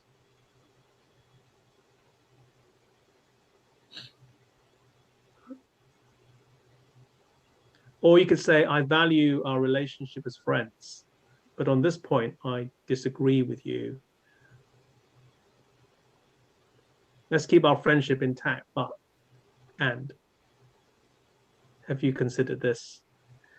There are things that actually we can begin to, yep, we got that, right, good. Great, fantastic. Those are all great things that things you could use in a conversation. Finally, let's look at, and let's do the bystand. The bystand is the wild card. It's the one that actually, if it's done correctly, can transform any conversation. It takes you out of the current conversation and potentially can take you somewhere completely different.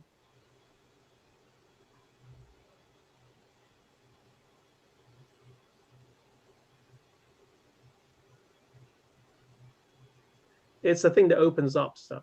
So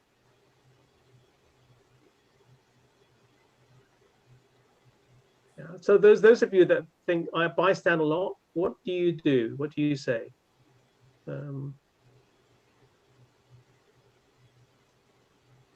What might you do this? Okay. Mystique, that one probably feels a little bit more like it's a bit more like an oppose, really. The thing about the bystand is neither agreeing or disagreeing. It doesn't do that. It simply says, have you considered this? Right.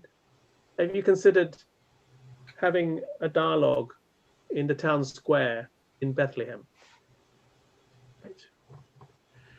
Or something like that. It's just complete. It just takes the conversation somewhere else. It doesn't. Yeah. Yeah. Often it's a switch in perspective, right? And here's the clue, right? That you can, well, bystand. Bystand involves you. It involves your perspective. It starts actually with you taking a different perspective on how you see the situation. So if I might say, if I'm standing on my balcony of creativity, this is what I see. But if I stand on the balcony of love, this is what I see about the same situation. Or if I stand on the balcony of judgment, this is what I see. Right? So there's a shift. What you need to signal is, what is the perspective that you are standing on in which to make the bystand, right?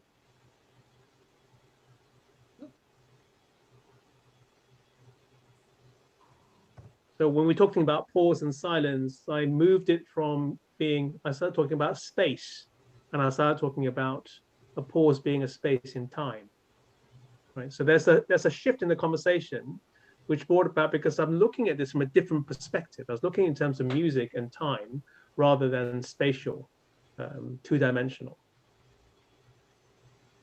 So that would be a shift in that way. If you master this one, this has the way, if you do it wrong, it can become very chaotic. It can then end up spiraling nowhere, and you end up bystanding about all kinds of different things, and the conversation will feel very loose and doesn't go anywhere.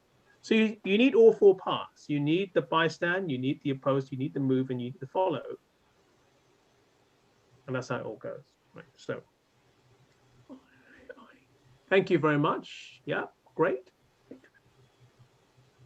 Could we rephrase, okay, bystander? The problem with the word, you can say observer if you like. That's another word you can use. I'm using the words that David Kantor uses, which is why I'm sticking to those words, because those are the words in his 4-player model.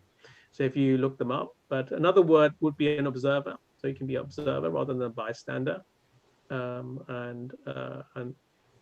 But don't think of it so much with words. It's just more about structurally what is happening in a conversation. So there's a bit when it's not about moving, it's not about following, it's not about opposing, it's about something else. And that's the bystand. And there's nothing else out there. There are 4 things. Yeah, that's it. Andrew, I'm sorry, can I ask a question? Sure.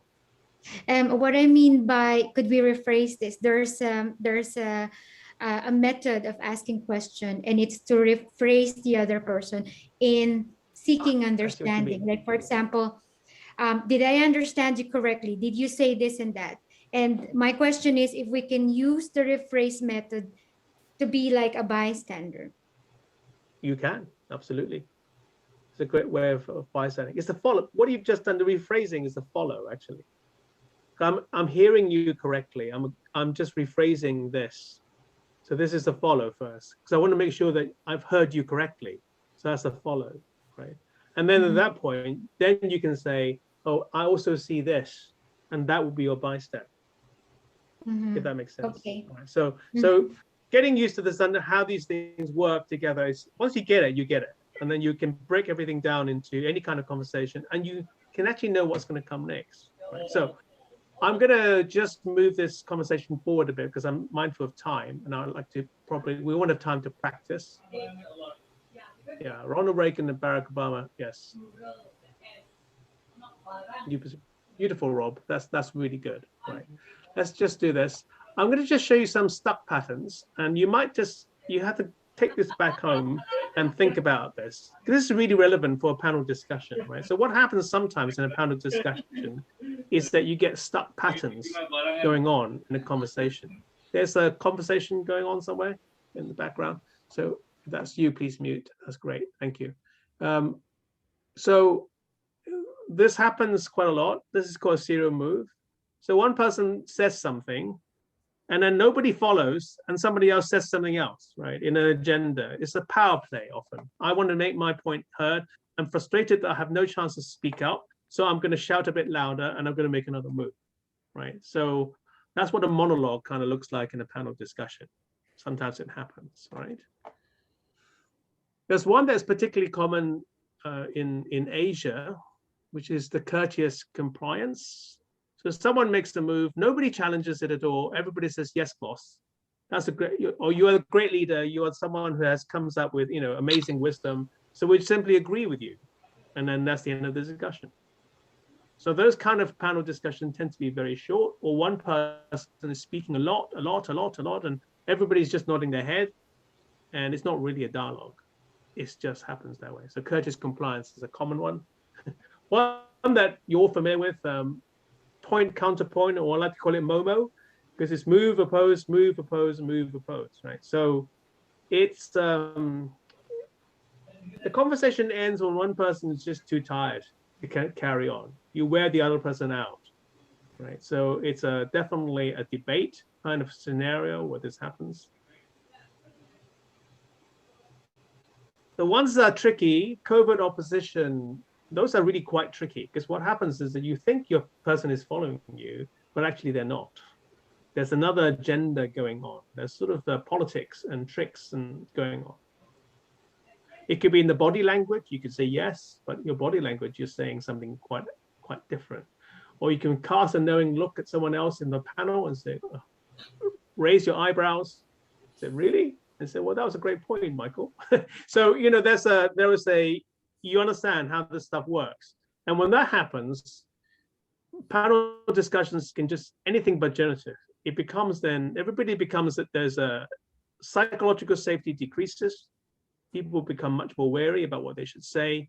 You become less authentic and things close down, right, in that scenario. Often when there's a power scenario at play.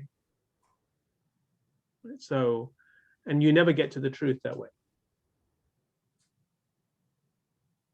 And then the last one, the hall mirrors, the one simply says, there's no follow in this. So someone makes a move, everybody says, oh, that was a great idea. I think this, oh, I see that.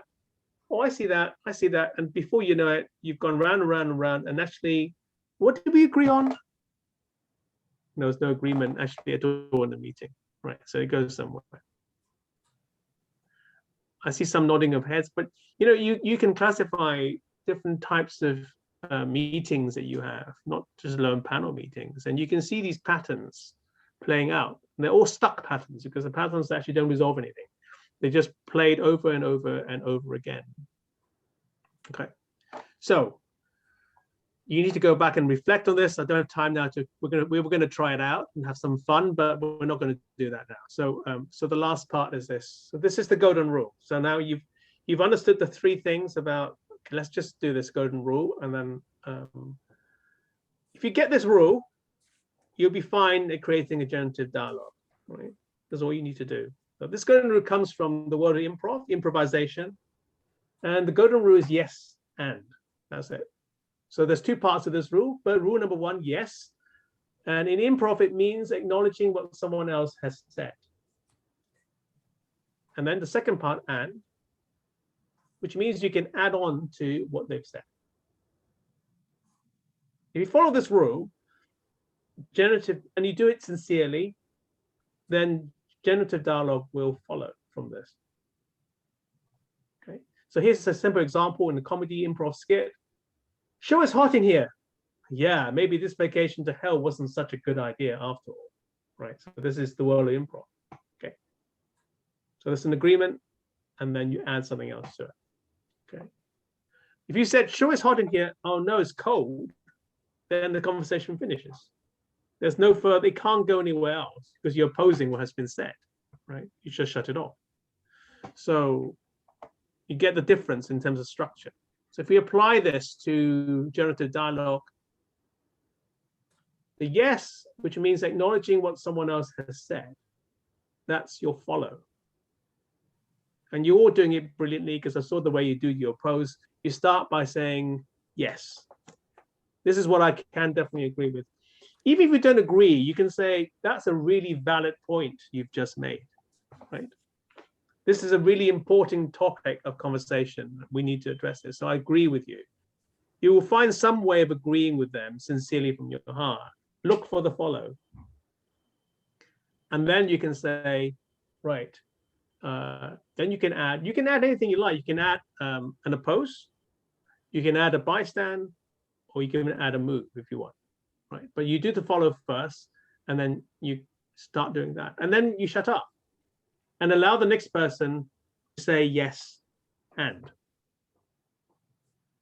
If everyone does this, very soon you'll manage the energy within the room itself. And you begin to notice, actually, this conversation needs some kind, we've done enough bystanding, gained insight and perspective to all this. And now we need a little bit more follow at the end, just finish with a follow. At the end, it will finish with a follow if it's landing well and saying, and it would just be a yes and not a yes and anymore. And that's the end of that particular flow of conversation. And we're moving into action and generative dialogue. So, and all these rules about holding the energy still applies, right? When you speak, listen to what's on the inside. When others speak, listen to what they have to say. And when there's silence, notice what's emerging, sense making. But now you've got a bit more in your arsenal of doing this. When you speak, you can decide, do I make a move now? Do I need to follow and say yes and to what has just gone before? And so on, and so on. And then listening out to what's going on in the room and the conversation that's emerging. Repeating, and lots of great tips today already. Inviting those that are silent in the room. Okay. Because silent people are still participating in the conversation. They're just silent. So it's and it's something that to bring into the room, you become aware of it, right?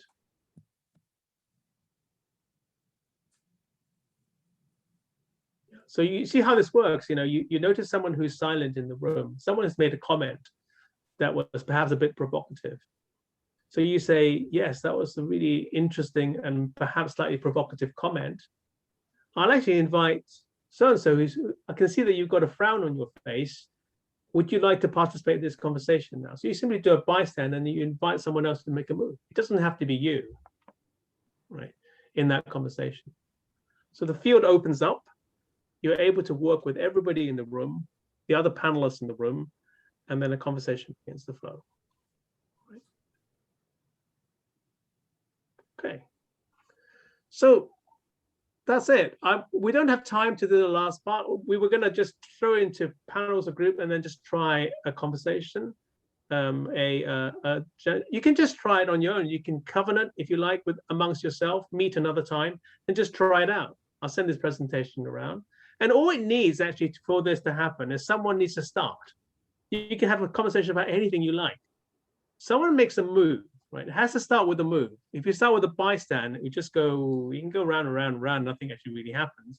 Somebody makes a move, and then it's yes and, yes and, yes and, until finally, yes. And then that is the pattern that will happen in a conversation. Try it out. Try it with your family members. Try it with anything you want, and then see what happens. And if you get a chance to meet again before the session and you try this out, you might ask yourself, how well did we do? Did we create the container for a generative dialogue? How did we hold the energy? Was I aware that I too am playing a part in holding an energy for this conversation, right? Or am I leaving it to the moderator to do that? If every one of you takes the responsibility of holding the energy for everybody else, then I can guarantee a successful outcome in your panel discussions on the day. Okay, it's 12:58 for me, and I've got 2 minutes to go. So probably the best thing we can do right now is, this is being recorded. So if you want, sure, Tahira, you share the recording with everyone afterwards. And they can hear that, listen to it if they want to. Yeah, we're sending it. Yeah. Yeah. Okay. Great. And let's just, and I'll put my PowerPoint in. You can see what I put down there. Let's just do a checkout in the time that we have. So unmute yourself, and then in one word or one phrase, one sentence, just let us know how you are now at this moment in time, and that will be our checkout and our ending for the day. I feel, I'll kick off. I feel privileged. I honestly, truly feel privileged to be in the company of such Wonderful people. That's my Andrew, checkout. Andrew, I feel quite old after hearing you open with Bill Isaac's book in the 1990s. I thought, oh my gosh. I have a lot of books from the 70s and 80s, so you're killing me there, bro. Thanks, Rob.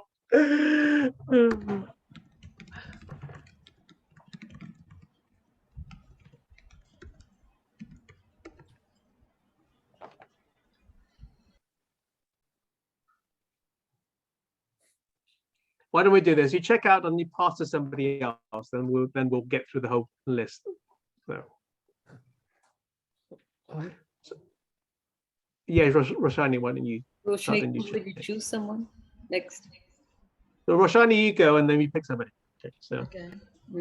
So I feel extremely blessed to be a part of the entire GDA family, and that I've said right from the onset, and that continues to just magnify the blessings more and more each time that we meet, each time that we chat, each time that we interact, even on simple WhatsApp messages. So it's great how the universe has brought us all together, and thank you for Tahira and each one of us being our own catalyst to bring each other's energy into the same room, same space, to create our own personal and global transformation. Thank you so much. And I pass it on to Joanne. Oh, okay. It's been an absolute gift to have these hours with everyone here and to connect to the depth of what a generative dialogue can be, and know that that capacity is expanding through what we're doing here. Andrew, thank you very much for putting it together and offering to host this with us. And thank everyone else for being here so that we can do and create together. It's been an absolutely spectacular way of being with other human beings in this time. Thank you. And I will pass it on to Mystique. Yes, I would also like to thank everyone. It's very enlightening. I feel like I really picked up a lot of things that makes me move out of my boundary towards more growth and collaboration. I think moving out of your comfort zone with the goal of doing something more for others is such a rewarding experience. And then I pass it on to Wai-Ching.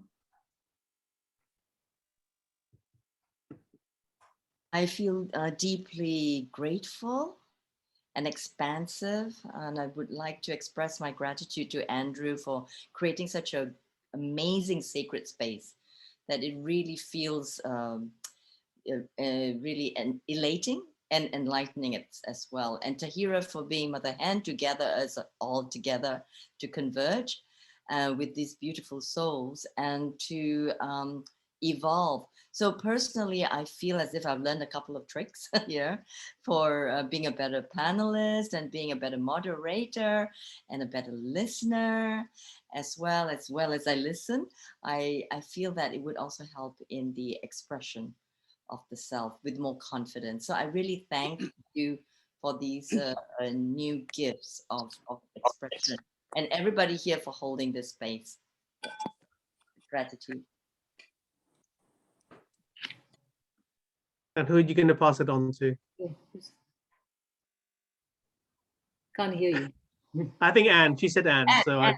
Yeah. Let's go to friend Anne, Singapore. Okay, thanks. I feel on the one hand very relieved, and because I knew nothing about generative dialogue, and I find that it's not as complex. I mean, it is very complex, but it's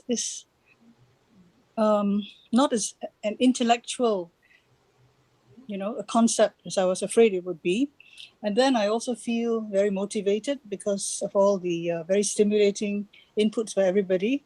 And I want to thank Andrew, Tahira, and all the panelists, who are here for taking part.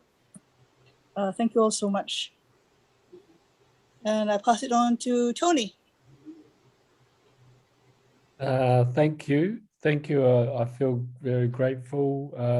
Pretty much echoing a lot of the others' thoughts. Just very appreciative to you, Andrew, and to everybody else I've learned some things tonight about the subject that, you know, I am very interested in. Creative communication has always been important to me. So this keeps my creative juices going. Thank you. Who would you like to choose? Huh? Who would you like to choose next? Oh, I'll choose Rob. I think Rob's been actually. So you pick somebody else. I have. Thank Robert. you. Thanks, Tony. Yeah. Then Robert. Yes. Thank you, Tahira, Andrew. You've given me a lot to think about. Thank you.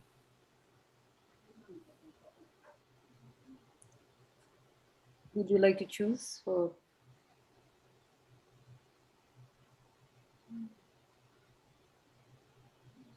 Michael Yap then?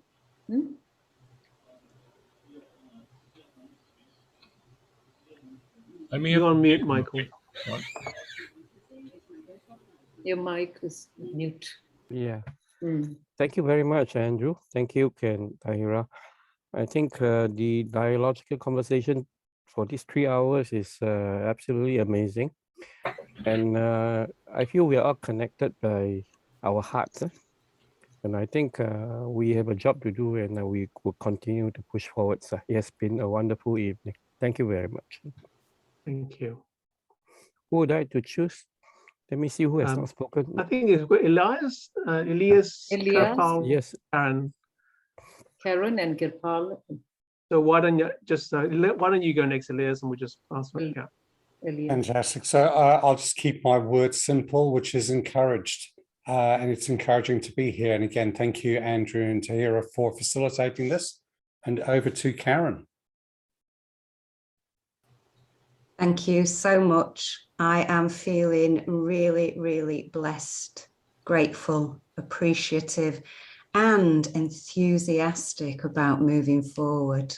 Thank you for that. Who am I passing on to? Who's left? Kirpal, I think Kirpal and Tahira left, and then maybe Kirpal next, and then Tahira can have the last word. Kirpal. Kirpal is not there, is he? He's not there. All right, then you have the last word, Tahira.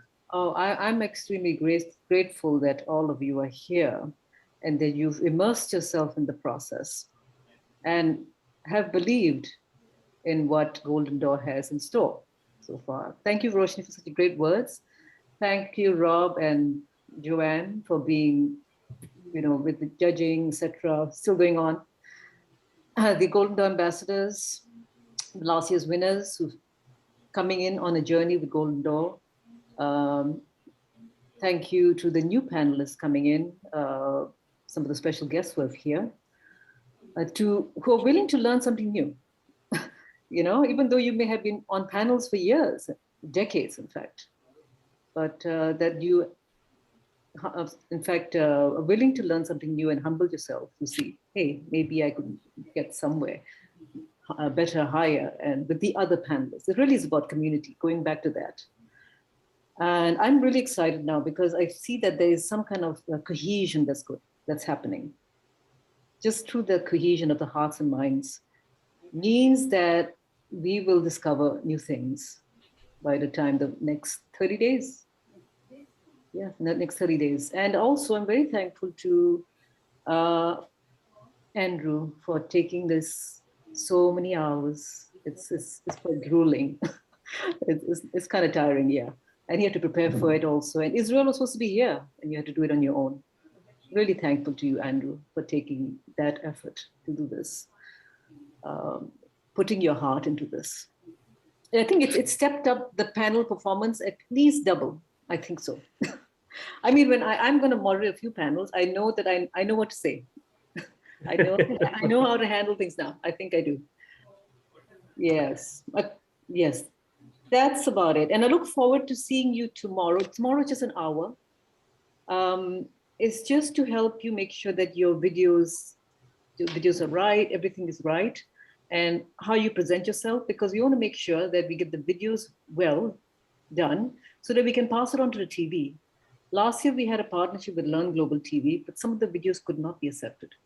We just want to make sure that you could be featured. So if it's well done, it could be featured. So that's our objective, really. And you can always improve your virtual speaking. We can have great content and be very eloquent, but if there's some problem in the audience in receiving it, it spoils it for nothing. So tomorrow will be Melanie from Expo Channel TV, just an hour, and it'll be the same time, 5 p.m. Singapore time, 2:30 p.m. India Standard Time. Any questions before we sign off? Great. Yeah, good. No questions to hear. I just want to thank our guys from New Zealand. I know it's past midnight there, and guys, when we catch up eventually, it'll be my shout for a long beer or anything else you want. And I'm good for those. Let me tell you, I love New Zealand, but I know it's late there. Really good to see you guys. And Roshani, great to work with you again, and just such a pleasure. Can't wait to work with you guys the next 3 or 4 weeks. It's going to be great.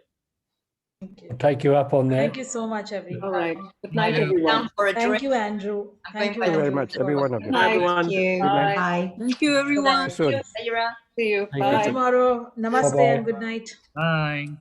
Bye. Bye.